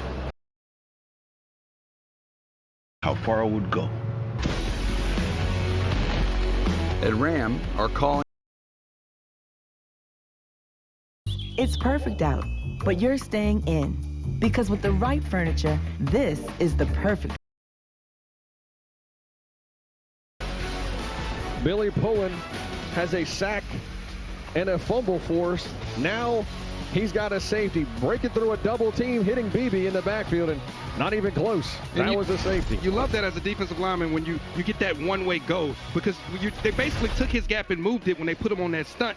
Most defensive linemen, they don't know how to redirect. Once he got in the backfield, he didn't keep going. He stepped, put his foot in the ground, got the depth that he needed to make that tackle for a loss. There's a lot of football left, but UAB had 517 total yards versus Alcorn. They've had over 500 yards 5 different times under Coach Dilfer and Coach Mortensen. Just 127 yards here with 10 minutes to go in the third quarter. But again, a lot of football left. Absolutely. But if you're a Warhawk fan, you definitely got to love the way that your defense is trending right now. Oh, yeah. Definitely night and day from what you – actually, last year they were okay on defense, but their offense was not complimentary when the defense got stops. This year the offense is actually helping them out, not putting them in bad situations. And this might be an opportunity for us to finally see Wells or Godfrey get a return. with UAB kicking from their own 20-yard line. They might actually have to, return it. We'll see. Again, Wells, a two-time all-conference returner in the NEC. He was a Shark from Long Island. And in case you're wondering, all scoring plays are reviewed, so that safety was reviewed automatically. It will be Wells. He'll finally get an opportunity to the 30. Up to the 39-yard line. So good field position with pretty good coverage by the UAB Blazers. Coverage unit tackled by Smyrie for UAB. Helmet coming off. If you consider ULM starting drives, that's actually that's pretty good for UAB considering all things. Defense and special teams have had UAB pretty much pinned back most of this ball game. That's, again, field position, always crucial. They're losing that battle inside of the battle of special teams, which they won that drastically last week against Alcorn. 1st and 10 from their own 39-yard line. Good field position for the Blazers. Julian Nixon gets moved to the H-back position. The give is to Hardy. Good run up to the 43-yard line. Gain of 4. On the right side of that Blazer defense, tackle on the play by Sherrod Bryant once again. Yeah, that safety rolled down at the last minute and fielded. He was one broken tackle away from hitting his head on the goalpost because the safety was gone there. 92, Kevin Penn as well. Yep. Got one of them big meat hooks on him. Those are some big meat hooks, too. That's a big boy. Not many people can arm tackle a running back running 6'4", 300. 2nd and 6. Hardy this time to the right side. Close to a first down. Be about 1.5 yards short. Yeah, OC Brothers. OC Brothers, yep. One of the many talented linebackers for UAB. And I really think the offensive line for ULM, they starting to feel themselves. Yeah. Senator Carter Miller doing a little jig when he got up after dumping somebody. 3rd and 2. Hardy's got the first down. Not by much. Michael Moore in there to make the stop. We've called his name a ton tonight. Yeah, and Coach Blankenship has got to be happy with the offensive line. Coach Fobbs. The field as the runner reaches the line to gain its first down. Coach Fobbs has got to be happy with what he's seeing out of his running back run. And Des, we've seen ULM start to establish this run. Do they have a shot play in the cards? It's coming. You got to know it's coming. But right now, it looks like Coach Vincent has been very methodical and comfortable with using first down to get big chunks to put second down and manageable. Amir Magruder, Jake Godfrey are the receivers to the far side for ULM. Hardy lowers his shoulder. Hardy with a grown man run up to the 32-yard line. He is not your stereotypical freshman. No, weight room, weight program. Look, he hit that hit stick once he hit the hole. Talk about mowing the lawn right there. Check him out. Watch this. You better get your weight up, is what he told him. Lost his towel and everything. 10 yards after contact. Yeah, that's nasty. Started with the jump cut in the hole. That's going on his lifetime highlight reel, posterized. And yeah, once again, they're using first down to really create these chunk run plays and put them in second and manageable. And Des, Hardy ended the first quarter with negative yards. Now he's got 13 carries for 52 yards. So he's gotten rolling. But the play action's coming, though. This time it's Curry trying the right side, and this time UAB's defense is up to the task. Yeah, they say you've ran the ball down our throat for 5+ yards on first down every down this drive. It's got to stop here. LD Cox, the Indiana transfer, making the stop. Which puts, now this is the first time they've really been off schedule so far this drive. 31 rushes, 13 passes for ULM tonight. A little bit of a personnel change coming in here now for the Warhawks. Yeah, Tyler Griffin checks in, receiver to the near side. Julian Nixon as well. They'll put Nixon in motion. Booty on the keeper. Tries to get around the edge, doesn't do it. Yeah, and that's the same split zone read. This time he's reading that end to see if the end collapses down for the running back, and if he does, he pulls it. Just kind of underjudged his wheels on if he was going to be able to get that edge or not.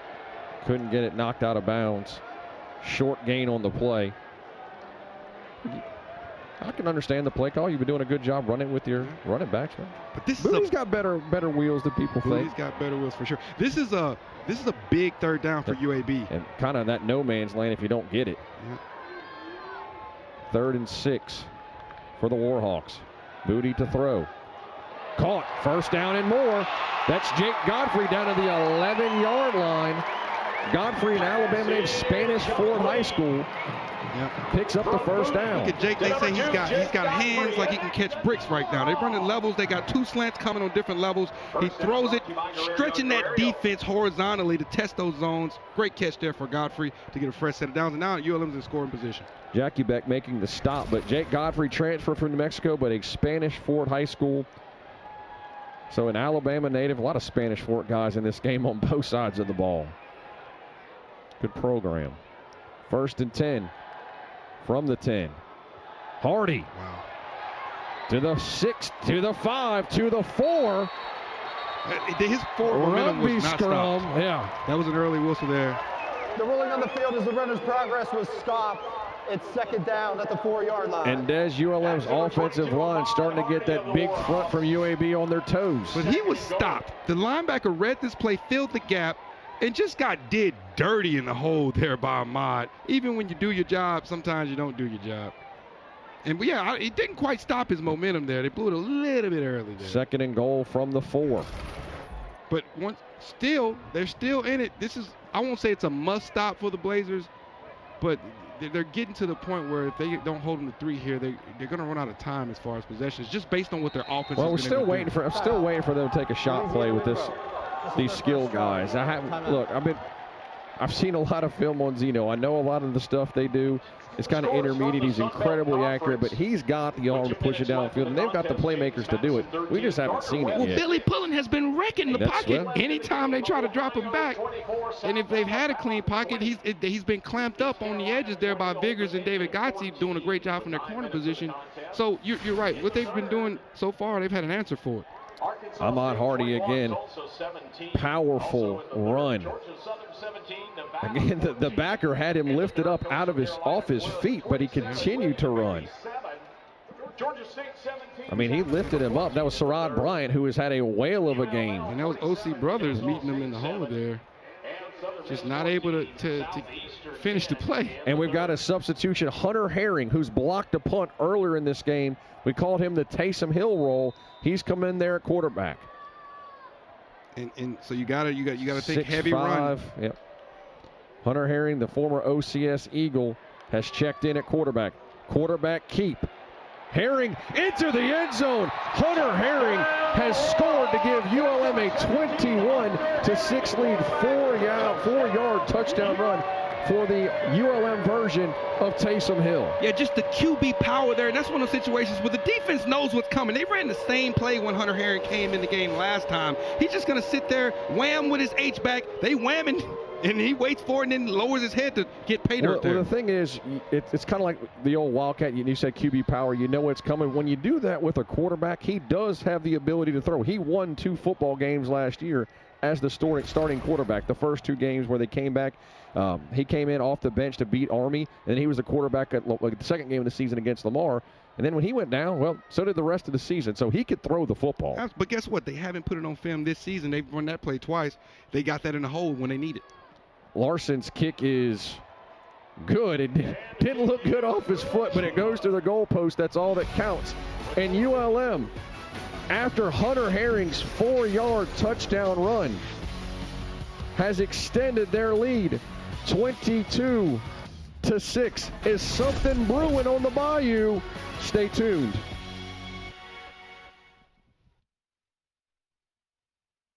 Let's go to our next segment, Fairest Calls, inspired by Geico's Fair and Fast 20 game. Can we just skip to the action? Nope, nothing but... For me, I want a time stitch. The St. Pop Kittle slice. Caesars. Pizza. Everybody. Literally, Ookla ranked starting at $40. Heated seats to get up.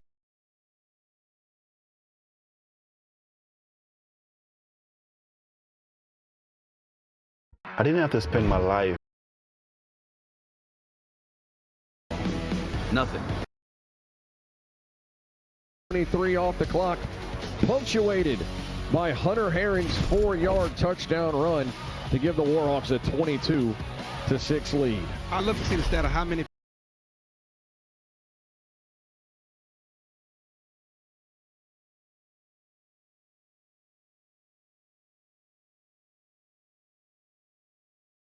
Off the clock, punctuated by Hunter Herring's 4-yard touchdown run to give the Warhawks a 22-6 lead. I'd love to see the stat of how many people score a touchdown and block a punt in the same game. You got to love it for just being a team player, being able to be a gadget guy and do what you need to go, as you said. But we're 4:52 in the third. ULM fans excited. UAB Blazers fans saying, where's this offense? This is the one thing they've been known for under Trent Dilfer and Alex Mortensen is an explosive offense. One of the best in the AAC. Mistakes are what did them in last year. And defense. They had the offense, but right now the offense has been stymied. Yeah, and the first half, it was a lot of self-inflicted penalties as well as some good defense for the Warhawks. They've been pretty relatively clean in the second half as far as penalties go. But so far, Ernest Hill has been one step ahead and a couple of game-breaking players. 3 receivers to the far side. Zeno, will he start to air it out here with 4:52 left? He will on this play. He's going to have to run because of the coverage. And once again, we brought it up earlier, when he has had a clean pocket, he hasn't had targets. Tyrese Hopkins there spying. Again, this would punctuate a great weekend, a great week for ULM, not only winning the first game last week, but it's kind of been not necessarily a homecoming, but a reunion weekend for ULM as the check down to BB. And he'll pick up a first down. UAB needed that, but 3 of the best coaches in ULM history. Pat Collins, who won a national championship in 1987. Dave Roberts, who was a tremendous football coach for ULM as well on that staff. And then, of course, Todd Berry, who was the only ULM coach since they've been at the FBS level to take them to a bowl game. All 3 and some of their former players and staff in Monroe this weekend. You put an emphasis on the B in FBS there. Well, I get it confused, but I just wish to go to 1A and 1AA. But wow. Zeno's throw is almost intercepted. My goodness. By Andre Mack, who had a bead on that ball. Actually, that was Funtroy, the former Blazer, and I think he ran into his linebacker, Hopkins. Yeah, and just an own goal there. You hit your player, and a lot of times the hardest hits are self-inflicted. But he was seeing the end zone. He wasn't thinking about interception. He was thinking pick and scoring a touchdown, pick 6, and looks like he counted his chickens. And it's not just one, but it's 2 starters down on the field right now for the Warhawks. Yeah, and that's unfortunate there. But stay of execution there for the Blazers with him dropping that ball. It's got to feel like, whew, okay, we're still in it. Zeno, you'd have to start getting going. 11 of 16, 81 yards. That's it tonight. And what happens when you haven't been able to get in a rhythm? You start to press. He was pressing there. He drilled that thing. He didn't, and trying to fit it into too tight of a window, and was about to throw a pick 6. So you got coach there, coach the offensive coordinator, Coach Alex Mortensen. Coach Mortensen is kind of like scratching his head here to try to develop some play. But we're going to get out of here, and hopefully the ULM players are okay. But still, 22-6 here. ULM dominating so far on the Bayou. An incredible string Eagles play at Lowe's capabilities and get 3. And Carl Funtroy. Yeah, he actually knocked the ball out of his hands. That would have been an interception. Big 3rd down for the Blazers. They give it to their veteran back Jacobs, and he picks up a much-needed first down. So what a turn of events here from pick 6 to being able to keep the chains moving, and now they're at midfield. The Blazers have a much-needed drive developing here. Daniel Knutson has checked in the game for Hopkins. Andre Mack has checked into the game for Funtroy, but both players luckily were able to walk off. Keep an eye on their that, own though. power. Do they take a shot now? You got a second string safety, free safety in now, as well as outside linebacker. First down from their own 49-yard line. Zeno, under all kinds of pressure, still has the arm strength to get it off to Holt Bennett, who cannot hold on to the football. That was a tough throw, but Bennett's got to make that catch. Holt Bennett. Yep, Bennett driving across the field. Your quarterback sticking in there under pressure and arming it out to you. He's looking to turn up the field before he's selected. Yeah, that's usually they brought catchy Carl bait. Glass on the blitz there. And you got Tyrese there, Cavante, excuse me, falling off to make a sack. Yeah, that's just a drop. Yeah, just a drop there, trying to turn up field. Got to catch first. 3 receivers to the far side. UAB needs points. trailing by 16, under 3 minutes to go in the third. Zeno, he's going to take off. Got all kinds of green grass in front of him. 40, 30. But a flag is down. Flag is down, but he gets inside the 5-yard line. He showed he is a true dual threat quarterback on that run, but there is a flag right around where the line of scrimmage was. Yeah, 2 plays in a row, ULM has brought call glass as well as a safety on a blitz there. Holding. There was a big hole. I guess that's why the hole was that big. 10-yard penalty from the previous spot. And that's just, again, if you're Coach Dilfer and OC Alex Morton, see, those are just backbreakers. You have a big, your most explosive play of the night, and it's brought back because of a penalty. Yeah, and that was set up beautifully there by Dylan Howell from a defensive tackle position where he actually lined up on the edge. He beat his man one-on-one. So the blitz sets up one-on-one opportunities for defensive linemen. They got DJ Jones again on the penalty. 2nd and 20, and that one pushes them back. They were at midfield at the 39-yard line. That was a lot of running for nothing. Yep. Zeno's got the middle screen to Thomas. He's dangerous with the ball. He got the penalty yard back and then some. Yeah, and that's a lot of people know that was a middle screen. That's the defensive lineman's job to make that play. You have to be cognizant of down and distance. 2nd and forever, you got to be thinking screen alert. They're going to influence you to come on field. You got to turn around and retrace. That's only his 2nd catch of the night. Again, as a freshman, 53 last season. That was a freshman record at UAB. Perfect call there for the Blazers in that situation. Look at the center there downfield making blocks. And now they're in a third manageable. It's 3rd and 7. Again, with playmakers on the outside. Zeno will put Thomas in motion. They blitzed. Going to the slot. He's under pressure, rolls left, got room to run again. He'll have the first down inside the 40 down to the 38-yard line. Zeno starting to take over with his wheels. Yeah, ULM has been blitzing on 3rd down. They blitzed again and set up another one-on-one for the boundary end. He won. He got tackled there. I thought they were going to call holding again. The ref was not in a good angle to notice it. Knudsen downfield to make the tackle. Zeno made him pay. Zeno hadn't got it going through the air, but with his legs this drive. Ball's out, fumble in the backfield. That was Tristan Shorter coming in from his end position. And ULM's got it back. Another big turnover. And Des, this has been the undoing of UAB the last couple of years. Turnovers, and again, 2 crucial ones here tonight. What an opportunistic play there by Tristan Shorter. They say 2 things. You secure the tackle first. So notice the tackle's going to get secured. They're going to wrap him up in the backfield. And that's Isaiah Jacobs. Yeah, he's being wrapped up by the tackle, Carbajal, and then Tristan comes in and goes for the ball. First guy tackle, second guy go for the ball. And who was Shorter in for? Billy Pullen. Yes. You're getting a lot of production from that position tonight. 2 deeps. Just a big penalty. You can understand why Coach Dilfer's so upset about it. That's a gut punch there. Yeah, you had one of your best drives of the game so far tonight. Zeno finally looked like he was starting to get into a rhythm, and you turned the football over. And if you think about it, that's 2 turnovers on that one drive if ULM players don't collide with each other. Great point. 1:07 left in the 3rd. Hardy up to the 45-yard line, 8-yard run. Oh, that's Jacobs, your Baltimore boy. Tackled by the freshman Kevin Hill for UAB. And if you notice, Kevin Hill noticed that Jacobs had a little bit of momentum. Yep. So he kind of got off to the side and jumped on his back there. Getting a little gun shy. Well, he's 6'2", 205. It's not fair. I might do that too. It's not fair, especially for a freshman. He did well just to make the tackle. And how about the ability that Coach Vincent has with this offense to rotate the backs like he does? And all of them have been productive so far tonight. He had even bring Hunter Herring in. Yeah. And shout out to Coach Fobbs again with that running back room. Working real closely with him. 2nd and 2. Wells in motion. Booty. Jacobs lowers his helmet, lowers his shoulders, bowls over a defender for a first down. We've got all kinds of pushing and shoving. That's Chris Bracey there from his strong safety position. That's a first down for ULM. Bracey is a baller. He's the safety that rolls down and runs support. He stepped in to fill it, and you know what? That challenge was taken. Physical run by Jacobs. The backs have been physical all night tonight. ULM up 22-6.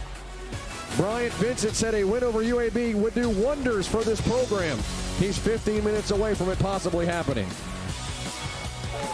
Let's go to our next segment, Fairest Calls, inspired by Geico's fair and fast 24/7. Just skip to the Caesars pepperoni treat for.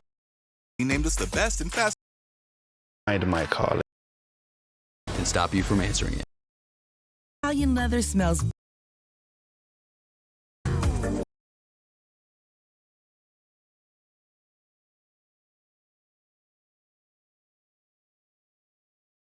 Calling all Bahama Moms. Cabana service on repeat.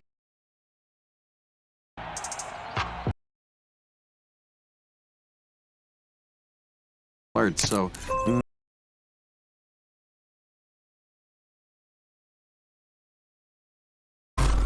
Okay.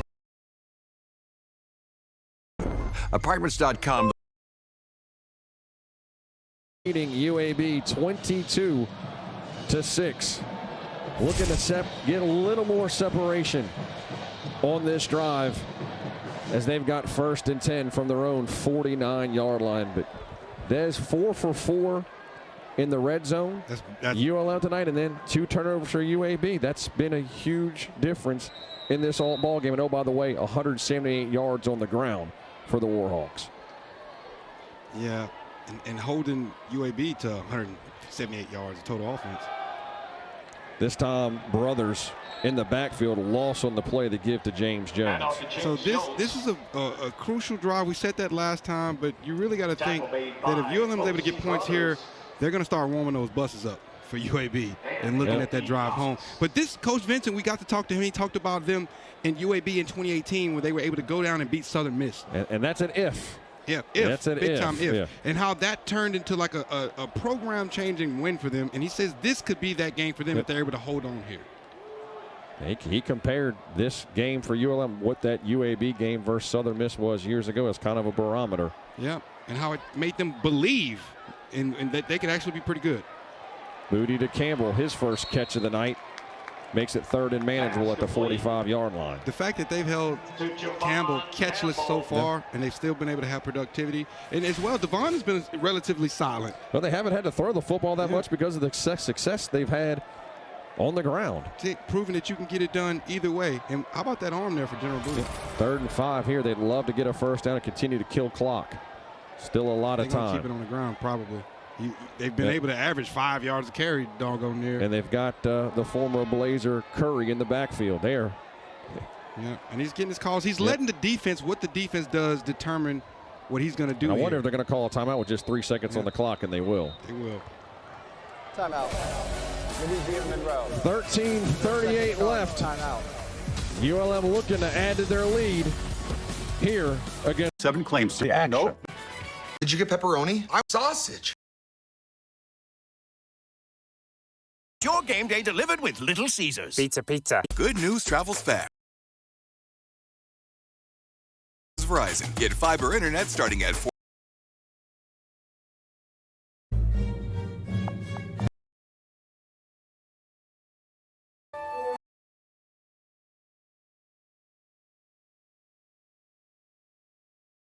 Picture this. You're binge. You don't have to picture it. They're worn out. Yeah. And you know what? They're seeing something new here, which is the Warhawks dominating in the 4th quarter. And they're trying to see, a lot of them seeing ghosts. Like, is this going to be the year where they can turn it around, or are you going to see them fall apart again? 13:38 will determine if things are changing. UAB, again, they've still got something to say if they get the ball back here. 3rd and 4 from the Blazer 45-yard line. But we'd have to see a completely different version of their offense. Yeah. Don't turn it over. They were moving the football on that last drive from the pistol. Curry's going to be knocked down by Little, so they will get it back. And just as I suspected, Coach Vincent keeps it on the ground. They don't want to put the ball in too much harm, but they've been able to dominate so far in the trenches. Why not? So now, what do we see here? What this is going to create, though, is more opportunities for the Warhawks to get pressure. Well, they're keeping his offense out here now. No, they're coming out now. Yeah, they're coming out. I thought if he kept him out, he was going to do a freeze call to try to get him to jump, because it's 4th and less than 5, which that wouldn't have been a bad thing. Mackenzie Ryan, punt, done a great job, knock on wood so far, from keeping the ball away from Cam Shanks. It's so funny when now they got 2 guys back. They do freeze checks. They're saying ball key. Flag. I think they got too many people on the field. Delay of game. Delay of game. Oh. Makes sense. They were late substituting the special teams unit in.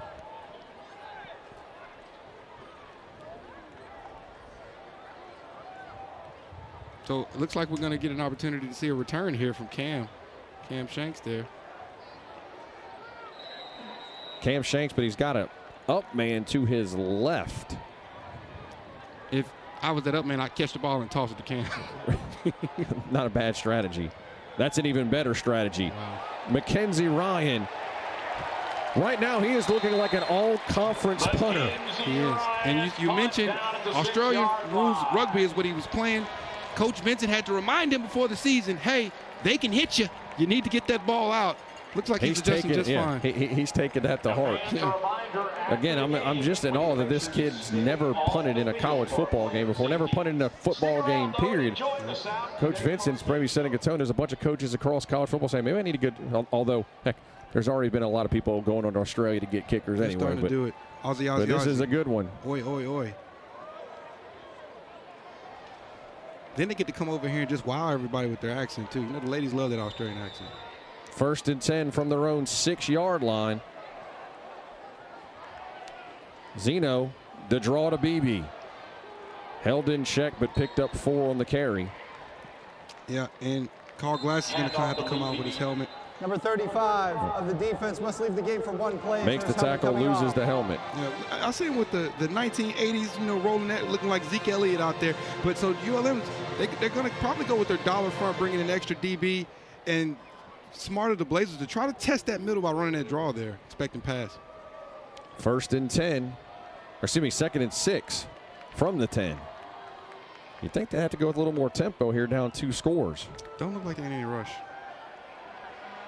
Zeno drag route over the middle, just put too much mustard on it for Milner. That again, that's an uncharacteristic throw with a guy that wide open from a quarterback that talented, which starting to wonder if he's a little rattled. That was wide open. Let me let you stand back there. Let me take my Rodell and put it in between your chest a couple times. You're going to be rattled. He climbs the pocket.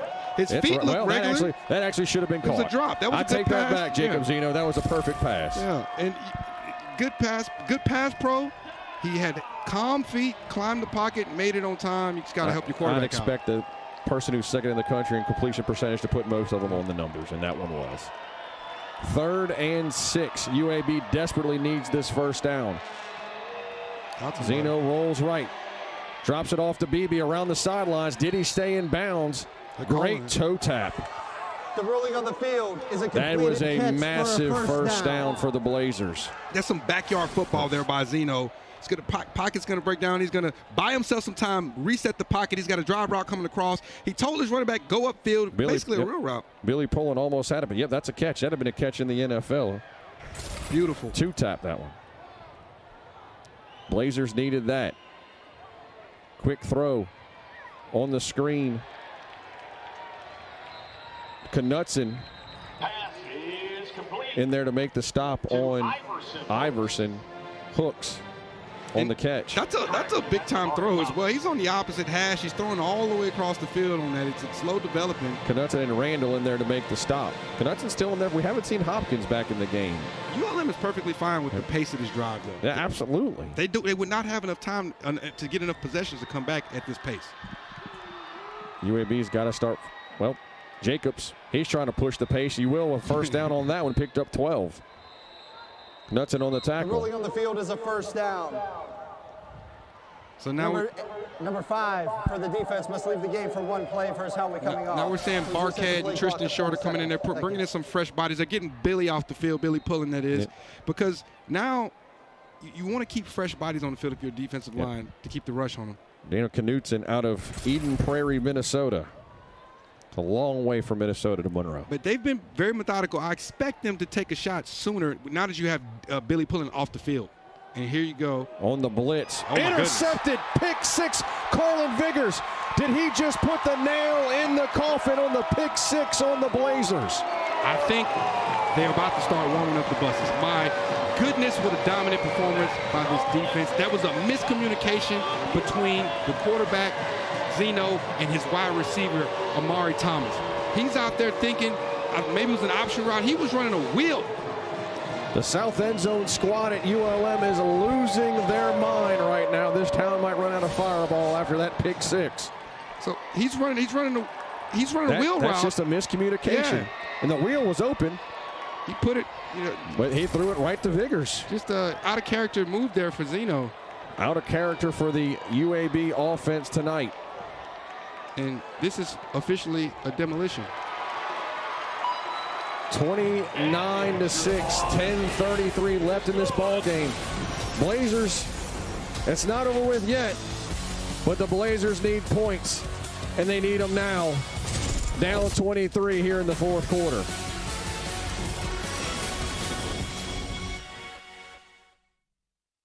All right, let's run that again. Geico has fast fare claims 24/7 right on the Geico app. To file a claim, just tap. Just tap right here to upload pictures, customer. Try getting on a first name basis. Sure. Vicky. To track your status, just click. Super easy. They're connecting with the mannequins. You're doing great, everyone. Ooh, you're a pro. Scroll, tap, scroll. Ouch! Oh, I'm cramping. Yeah, we've all been there. For savings and service, get more with Geico. I overdid it. Like a showboat, I just overdid it. Good news travels fast, literally. Ookla ranked Optimum Fiber Speeds the fastest and most reliable. And PC Magazine named us the best and fastest internet provider. Switch to Optimum and you can save over $1,000 a year versus Verizon. Get fiber internet starting at $40 a month. Call or click today. I didn't have to spend my life trying to find my calling. Mine found me at an early age. There was no question of what I wanted to be. It was just a matter of how good I could get and how far I would go. At Ram, our calling is to build trucks. So when you find your calling, nothing can stop you from answering it. The Kittles was filmed before a live studio pizza. All right, here you go. Look alive, dipsticks. I got Little Caesars. Did you get pepperoni? I want Italian sausage. It better be bacon pizza. Brothers, it's a 3-meat treat. It's got all those delicious toppings. Come on. Bacon, pepperoni, Italian sausage. The St. Pop Kittle a slice. I'm a dog. The Kittles love their 3-meat treat. Order your 3-meat treat for $8.99 and get your game day delivered with Little Caesars. Pizza. Picture this. It's perfect out, but you're staying in. Because with the right furniture, this is the perfect way to spend the day. At Value City Furniture, you don't have to picture it. You can experience it. Carlin Viggers, pick six, has the folks dancing in Monroe. Haven't had a lot to dance about through the years, but that could be changing under Bryant Vincent if they can hold on to this lead. Something tells me there's going to be a few more people in the stands next home game. This is once again a program inflection point. If they're able to hold on, that they're going to use this as a rallying cry to prepare for these games where they're two touchdown underdogs that they can dominate. Trent Dilfer and Alex Mortensen, they got to get their offense figured out and get it figured out now. You've got to have points on this drive. I tell you what, practice for the Warhawks is going to be lit next week. They're able to close it and out. not just points, they need a touchdown. And they need it quick. And again, I keep harking back. They got the athletes to do it. Yeah, but right now it just seems like it's not their night. Sometimes it happens. Well, a return, a big one, could help. He's got some space. Never mind. Hemmed in at that's Ryan Pepins, wide receiver. Actually a transfer from down the road at Grambling. Tackled by Andre Mack. Yep, and ULM playing a full football game here in all facets. Yep. Special teams, offense, and defense. Complementary football, alignment and assignment. And now they just got to continue that for another 10 minutes and 26 seconds to have a statement win. But you got to finish. Finishing. Something they haven't been able to do. Will that change tonight? Or will Zeno pull a rabbit out of his hat? Now's his time to show it. Three-man Just front 106 yards passing tonight. He hit Shanks. Shanks finally with some space. Shanks close to the 40-yard line, and they need a lot more of that. That's a chunk play there. ULM decides to go with their three-man dollar front, put in an extra defensive back. They're able to still get some pressure there with three linemen. That's crazy. But he's got Shanks coming across on a drive route. You want him in open space. Zeno under pressure again. That's Billy Pullen and Cavante Mack. And he's got to throw, Cavante Wells, he's going to throw it away. Yeah, if Cavante Wells is going to, he's going to watch the film. Number 13 was in the area. Zeno is going to see Billy Pullen in his nightmares tonight. Billy Pullen is the type of player that creates plays for other people. He flushed the quarterback to Cavante Wells by beating his man. You got a running back on him. What do you expect? And if you're the backside end, if you're Cavante Wells, you got to stay upfield. Cavante Wells he's out of breath after trying to run down Zeno.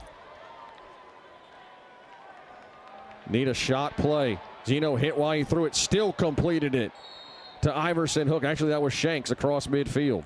This is a Shanks drive. He's starting to get going. This is a Shanks drive. Got him on the over route there, it looks like. Even under pressure, perfect throw to Shanks. Yep, just casually. That's an impressive throw under pressure like that. Especially after the beating has been taken tonight, which shows they have the capability to make big plays if given time. Again, Billy Pullen was an All-American last year at junior college, had 13 tackles. Zeno needs more big plays. He'll step up. He's going to have to take off. It'll be tackled at the 41-yard line. Yeah, and he had Iverson Hooks. Actually got down to the 40. He had Iverson Hooks flashing across the stream. Jalen Ware tackles him from behind. But there's a late flag coming in. A little chippy, a little choppy, chippy. So watch, Iverson Hook's going to flash across right there, but he was worried about Carl Glass and Jalen Ware. And then do we have some extracurricular activities? Obviously, frustrations. He said, "Get off me! You laying down." After the play was over, personal foul, unnecessary roughness, number 71. Offense. That's another for Quez Yates. It's second down. They could have called it on Zeno too for giving him a little shot for laying. But I understand you laying there. You've been sacking me all night. You want to lay on top of me too for a little bit longer. There's going to be a lot to talk about in practice this week from Coach Dilfer and his staff. Yep. He just pushed the guy right in front of the umpire. I guess he just didn't care. Yeah, he was trying to get him off his quarterback, but there's a more polite way to do it than that one. That's a costly penalty. Pushes them back to their own 45-yard line at 2nd and 22. Zeno flushed out, completes it to Thomas, and he is swarmed under by Wydette Williams at the line of scrimmage. Wydette. I'm telling you, Wydette guy knows how to play football. Pride of the LP. Lake Providence in the building. He loves contact. He's tracking Amari all the way across the field. He comes down and lays the boom. And the biggest third down of the ball game, UAB is at 2-down territory already. It's 3rd and 22. Absolutely. They got to get some of it back here. Watch the screens and draws, but they're probably just going to drop him back. And a flag on the play in 3rd and 22 is going to be even longer. You remember that tunnel screen they ran earlier? Yep. False start. Offense, number 47. 5-yard penalty. 3rd down. It's another big penalty. Number 70. That's Jadarius Morgan, the Birmingham native transfer out of South Carolina. It's 3rd and 27. Des, what do you draw up here? I guess, again, like you said, traditionally, a lot of people who watch football, and obviously that's people watching us at home, you know it's either a screen or a draw. You usually don't try to get all 27 on this play. There's something in the middle of the field that just try to sit down in the zone, which is what they did. They ran a Billy curl Pullen route. Pressuring Zeno. Zeno got out of it. An incomplete pass, but that pressure again by Billy Pullen blew up that play. It's 4th and 27, and the punt team is on. You couldn't get anything out of it, so that is a big win, and Billy Pullen having the game of his life. Them taking this punt right here is basically waving the right flag there. Just about. Well, what do you draw up at 4th and 27? But once again, this is sometimes you just got to look back and say it's not our night. Lick your wounds, get ready for next week. Yeah, well, and look at, you got your big-time defensive tackle Earl Barquette in the backfield in the middle, flushing them to your end, Billy Pullen. The next games for both teams against SEC foes, Arkansas and UAB. UAB travels to Fayetteville next week as well. Wells calls the fair catch. ULM will have a week off, and then they'll have to play Texas. But are they going to play the Longhorns at 2-0? We're 8:04 away from finding out.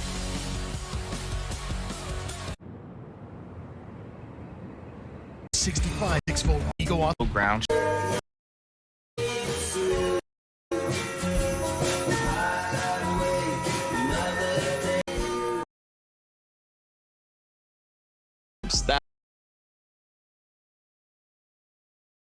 In there with some student athletes.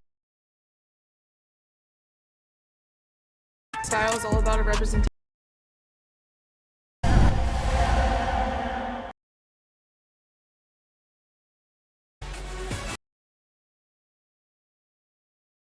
ULM up 23, 8:04 left in this ball game to what Brian Vincent said, a breakthrough victory for this program. He's got so much respect from what was built in his time at UAB. He would love for ULM to replicate what his years with Bill Clark were like in Birmingham. Sometimes the football gods give you those opportunities immediately. Didn't expect it so fast here at ULM. This meetup. Right now it's all about ball control and not turning it over for ULM. Let the clock run. And they will run it on that play. Gain of 2, if that. And with this being a for the three-score Warhawks. game, sorry, Sean. With this being a three-score game, you would think maybe Coach Vincent will bring in his second QB to get him a little bit of. That's Aiden Armenta. Will the game clock operator please reset the game clock? And UAB already called their timeouts. Curry on that carry picked up 2 yards. The former Blazer had himself a good night. In fact, he is the leading ball carrier, leading rusher for the team tonight. 12 carries, 61 yards, over 5 yards per carry. Not bad at all. He's obviously excited about the return game. That's a missed opportunity right there. Had Milner wide open, but again, right through his hands. There's the pick 6 by Viggers, and that was probably the dagger. Yep, that was a poking a hole in the balloon, letting all the air out right there. A rare off night for Zeno in this offense. But there's a lot of football left. You got to flush this one. Yeah, in the season, you mean, not in the game. Yeah, in the season. No, there's there's a whole season left. Yeah. Not much left in this game. Not much in this game, but a whole season left, and obviously get to conference play. Alabama, Birmingham. But a lot to clean up. Yeah.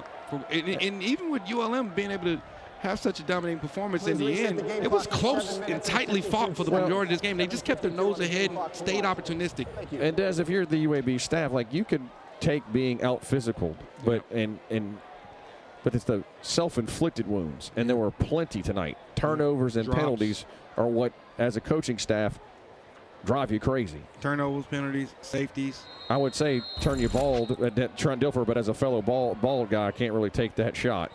But remember this play right here. Hit off Michael Moore's helmet and into Wells' hands, and that's when you knew it might be ULM's night. That was really when the tide started to really turn for ULM, and that they were going to run away with it. And you like to see them play complementary football, which we haven't seen in the past. So they're taking advantage of that. Now, if they weren't in a shot of their own goal post, you'd probably see Aiden Armenta. Coach Vincent talked about the only way to get your backup is to get him in the game. Well, 3rd and 7. UAB hoping to get a stop, get good field position. Booty will roll, throw, and almost intercepted. That's exactly what UAB needed. That would have set him up with great field position. Yeah. Ball was tipped by Ty Jones, who, again, playing for Thornton tonight, has done a great job off the bench. With the play action, just trying to flood that area. Almost like he was trying to throw that away. It didn't put enough on it. Yeah. That's what they would need. They need quick turnover points to even make it close. But this is a 3-possession game. Well, Mackenzie Ryan to punt, and they are going to come after him. Gets it off. Oh. Will it get a roll that ULM wants? Well, look, any roll away from Shanks is a good one, but UAB will set up right around midfield, but need explosive plays. 7:35 left in this one. With just one timeout. Of course, you've got the new 2-minute timeout. Don't call it the W word. So I guess the NFL trademarked that. You can trademark it. They can. What the NFL has shown, they can do whatever they want. Licensed to print money for the Shield right now. Absolutely. So 7 minutes, 35 seconds left to go in this 3-possession game. Points Stops.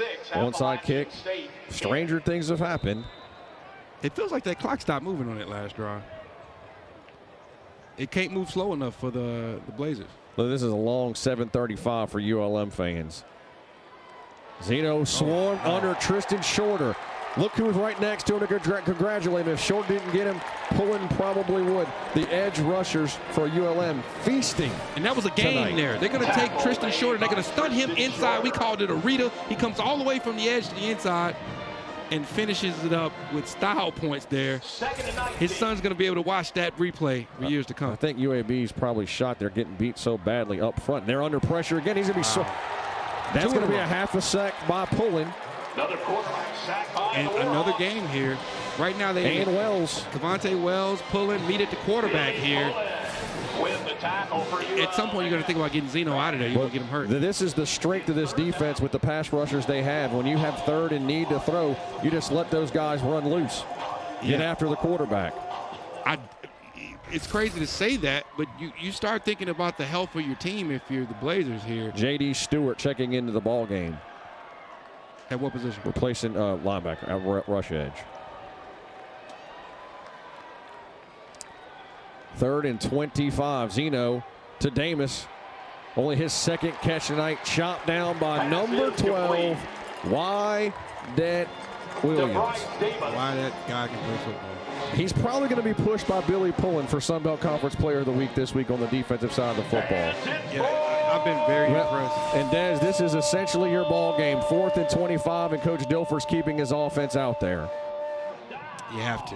You have to. Do you send the house, or do you play back and try to stop them from getting that first down? Well, they're playing normal defense. They're bringing one extra blitzer, and they bring in Wyatt. Pullen is going, and Wyatt Williams have put an exclamation point on this ball game, as well as Dylan Howell. You take your pick which three made that play. It has been a dominant effort up front by ULM on both sides of the ball. They took Wyatt Williams, and they just let him add on across the edge, and he waits for a second and collapses on the inside. Smart move there by Wyatt from his strong safety position.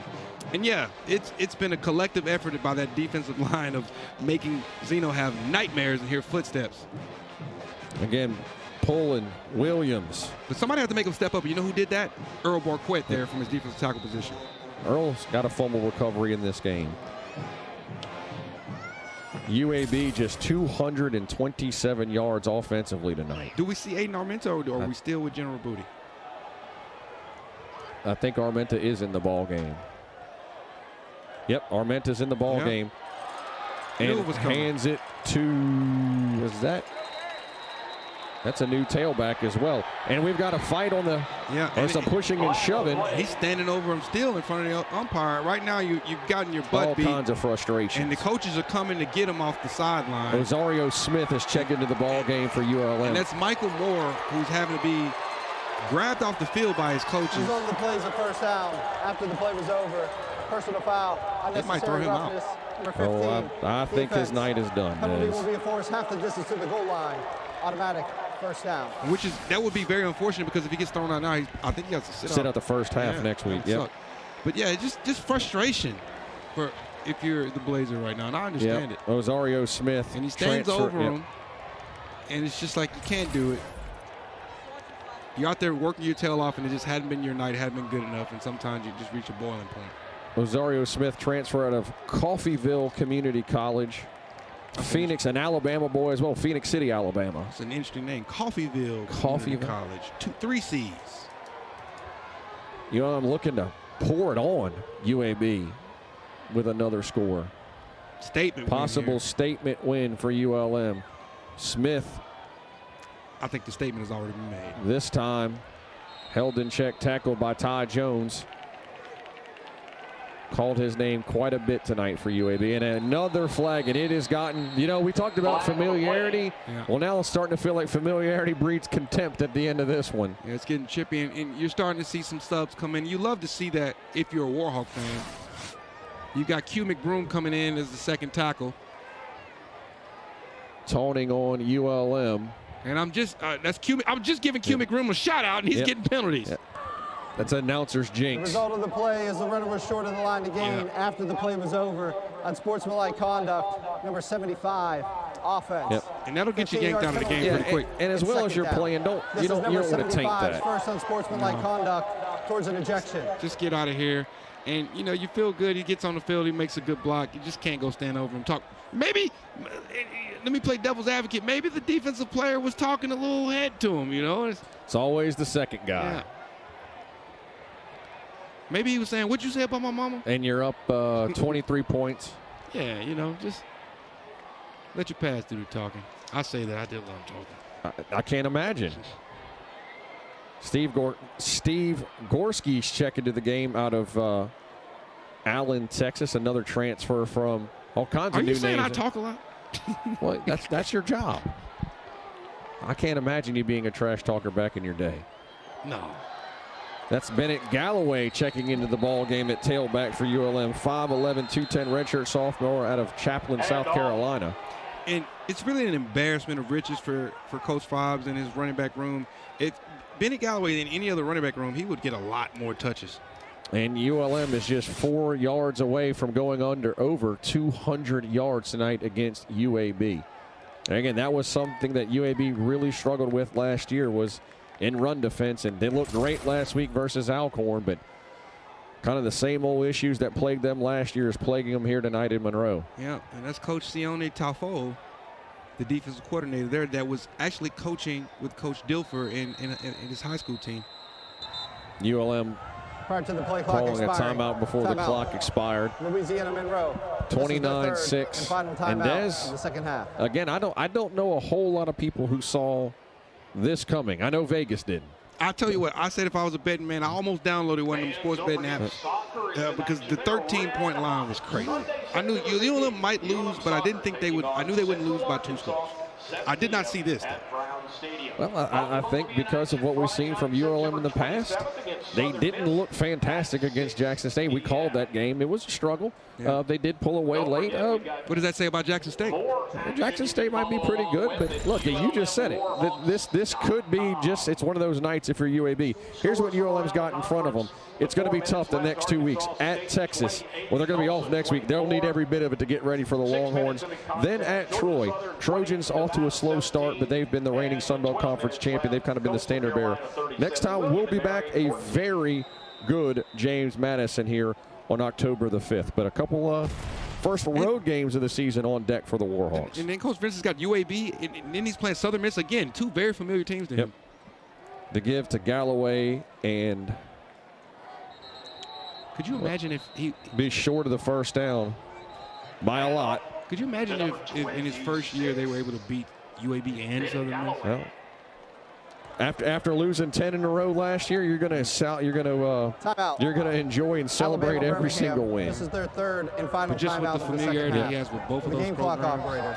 Please reset the game clock to 3 minutes And again, 40 last seconds. year they started the season 2-0, but the win over Army was nice, Lamar. Thank you. But this is definitely the best win that ULM has had in quite some time. Probably App State and Coach Viator Yeah, was there. it's been a while.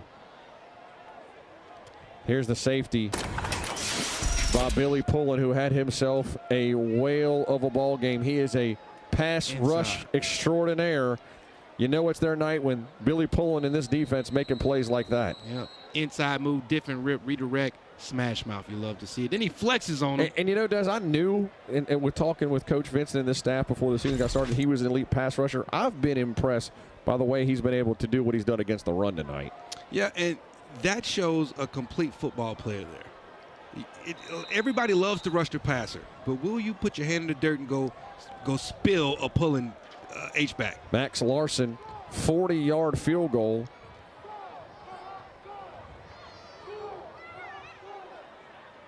Snap was, well, a little high, got it back, and again, it looks like that English, that golf swing. Yeah. Looks like it's going left, curves in, and it has been ULM's night tonight. 32-6 over UAB. A 30 burger. Some reason 32, when you get 30-plus points, it just looks so much worse than the 20s, psychologically. They were ready for this one tonight. You could say it was just another game. Nobody believed it, and this one meant a lot to Coach Vincent, his staff, and his players. Again, 73 new players on this ULM roster. They don't care about what happened in the past at ULM. They want to build a new foundation, and so far, there's a lot of season left, but they've looked really good through 2 games. And so basically they're building a new company. They brought the leadership in, they brought new staff in and players, and they brought in a new ideology. And now they're starting to see that maybe that ideology can create the results that the coaches have promised to them. And that's what they mean by when they say this could be a program-defining win. And now I just wonder, Des, do we see Jalen Kitten or former Calvary and Louisiana Tech quarterback Landry Liddy checking into the ball game? Ball is returned once again. Pepins has had a busy night, the former Grambling transfer. Yeah. Didn't see a lot of Armani Goodwin tonight. Was expected to see the former LSU Tiger. I definitely would expect see much of him. I would expect the Florida transfer to get some, keep Zeno out of harm's way. This is a foregone conclusion at this point.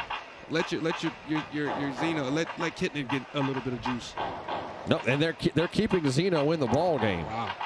That might have been. Look, maybe Coach Dilfer's making a point. His entire starting offense is out there. Or maybe Zeno saying, I ain't coming out. I need to get my completion. We see Zeno, BB. Kind of shocked to see this. For sure. But I guess he doesn't like the way this offense looked tonight. And Thomas makes the catch. It's a short one. Gain of 4 on the play.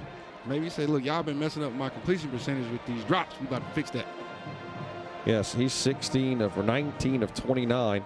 That's a real off night for him. 66%. I tell you what, Billy Punnett is looking to add his stats. He's out there wide rushing. Zeno hits Thomas in stride. He'll pick up a first down. But I will tell you, this is, if you're a Cowboys person, they would say Dak Prescott, they call him a stat patter. Yeah. In this time. I am not a Cowboys person. Guilty. Hey, we all got our faults, buddy.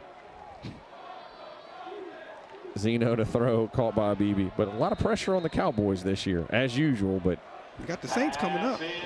Yeah, as a Saint fan, I can't tell you that I'm really anticipating this season, but we'll find out tomorrow. 2:30 before we get to the 2-minute break. 2-minute timeout there. We're going to get used to break, saying timeout. We're going to get used Just to it. don't call it the other thing. Yeah. Dominant effort by Bryant Vincent. Coach Hill on the defensive side. This is one they're going to remember for a really long time in Monroe. They're running games up front. Zeno, like he has spent most of the night on his back. Brought down by Dylan Howell. I'm impressed with Dylan Howell as well. They list him as a defensive tackle, but they'll line him up on the edge. Watch how he is able to put his foot in the ground and stop him, keep that edge. Watch him close. He closed really fast. Zeno is going to be sore tomorrow, and then add another penalty. The line of scrimmage, and there were no eligible receivers in the area. I think ball be placed at the spot of the foul. I have loss of down. It's third down. I think intentional grounding should be a sack. I haven't looked back at all of his stats and even back to his time at Baylor, but this has got to be one of Zeno's worst games of his career. But it was forced upon him. Yeah. But like it's more than a one-man game. This is just an offensive struggle tonight for UAB, which again, this is what they've kind of been their bread and butter under Trent Dilfer and Alex Mortensen. Over 500 yards 5 times in 2 years. ULM still, that was a missed sack. Zeno, there. all kinds of room to run. Got to get down, he does. Short of the first down, but he'll be close. Wyatt Williams was closing in. And that will take us to the 2-minute timeout. 2 minutes left. This is till they're partying the 2-minute warning on the Bayou tonight in Monroe. Tony, it's gone. No. How am I going to do this? Welcome to the Time sauce is safe day delivered to Optimum, and you could save over 1,000. Found me at an early age and how far I would go.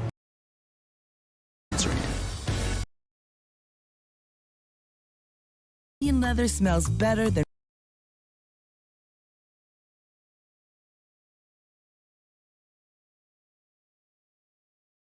So if the forecast calls for rain tomorrow,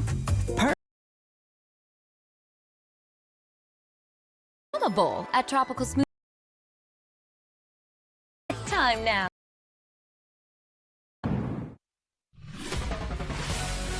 $157 left in this one between the Blazers and the Warhawks.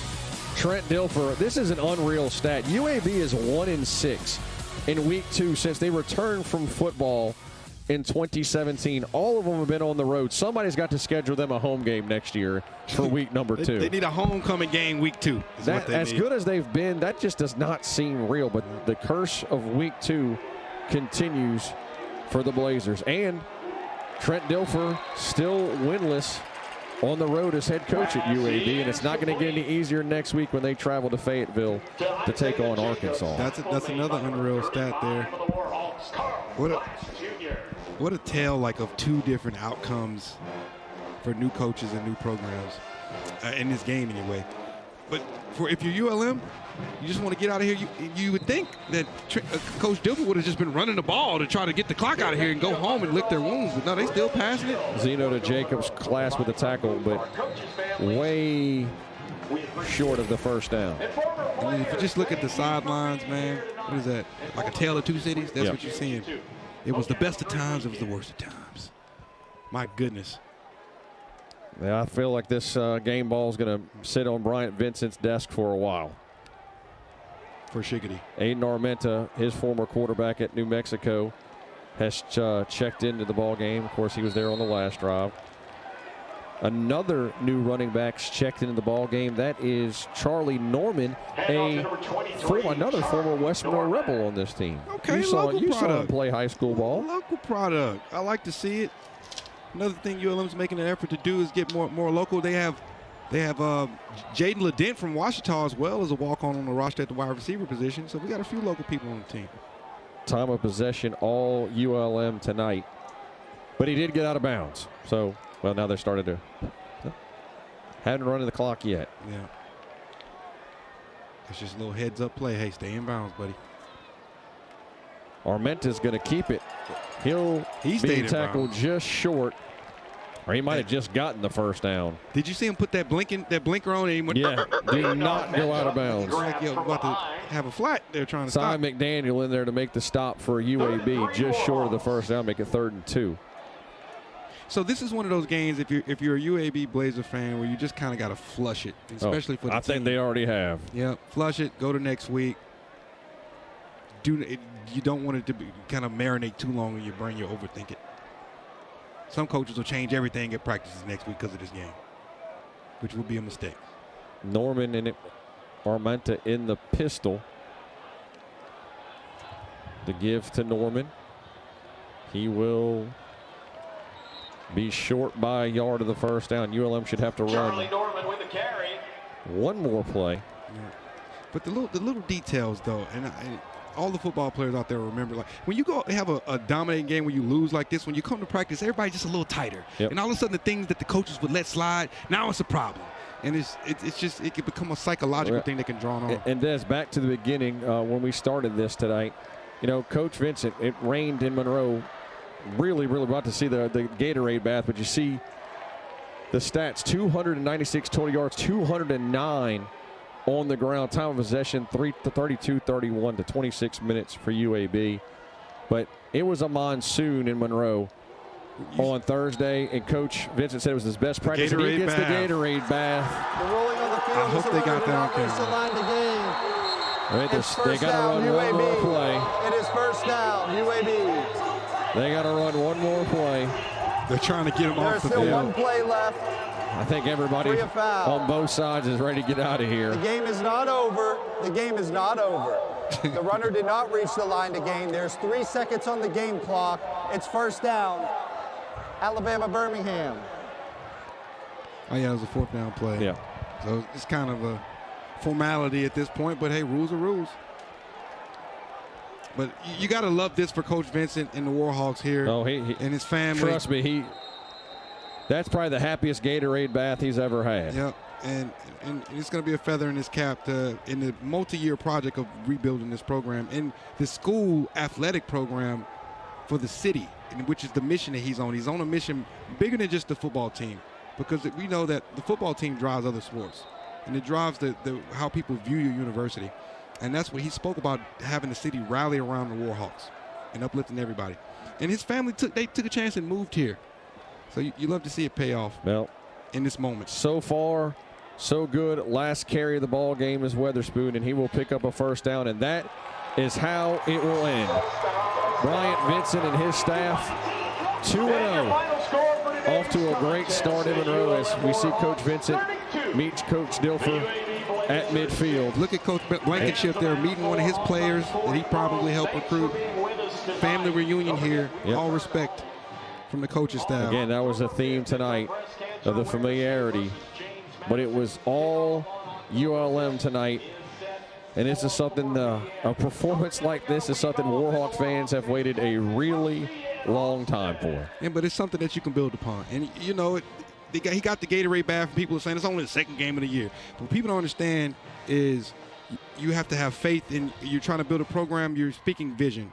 This is something concrete that he could bring to his team, some meat on the table for the payoff. So, for Wayne Gentry and the entire ESPN crew, analyst Desmond Light and I'm Sean Fox saying so long from Monroe, Louisiana, where your final score tonight is ULM 32, UAB 6. With the win, the Warhawks go to 2-0. All games airing on the ESPN networks are streaming live and archived on the ESPN app. This has been a presentation of ESPN.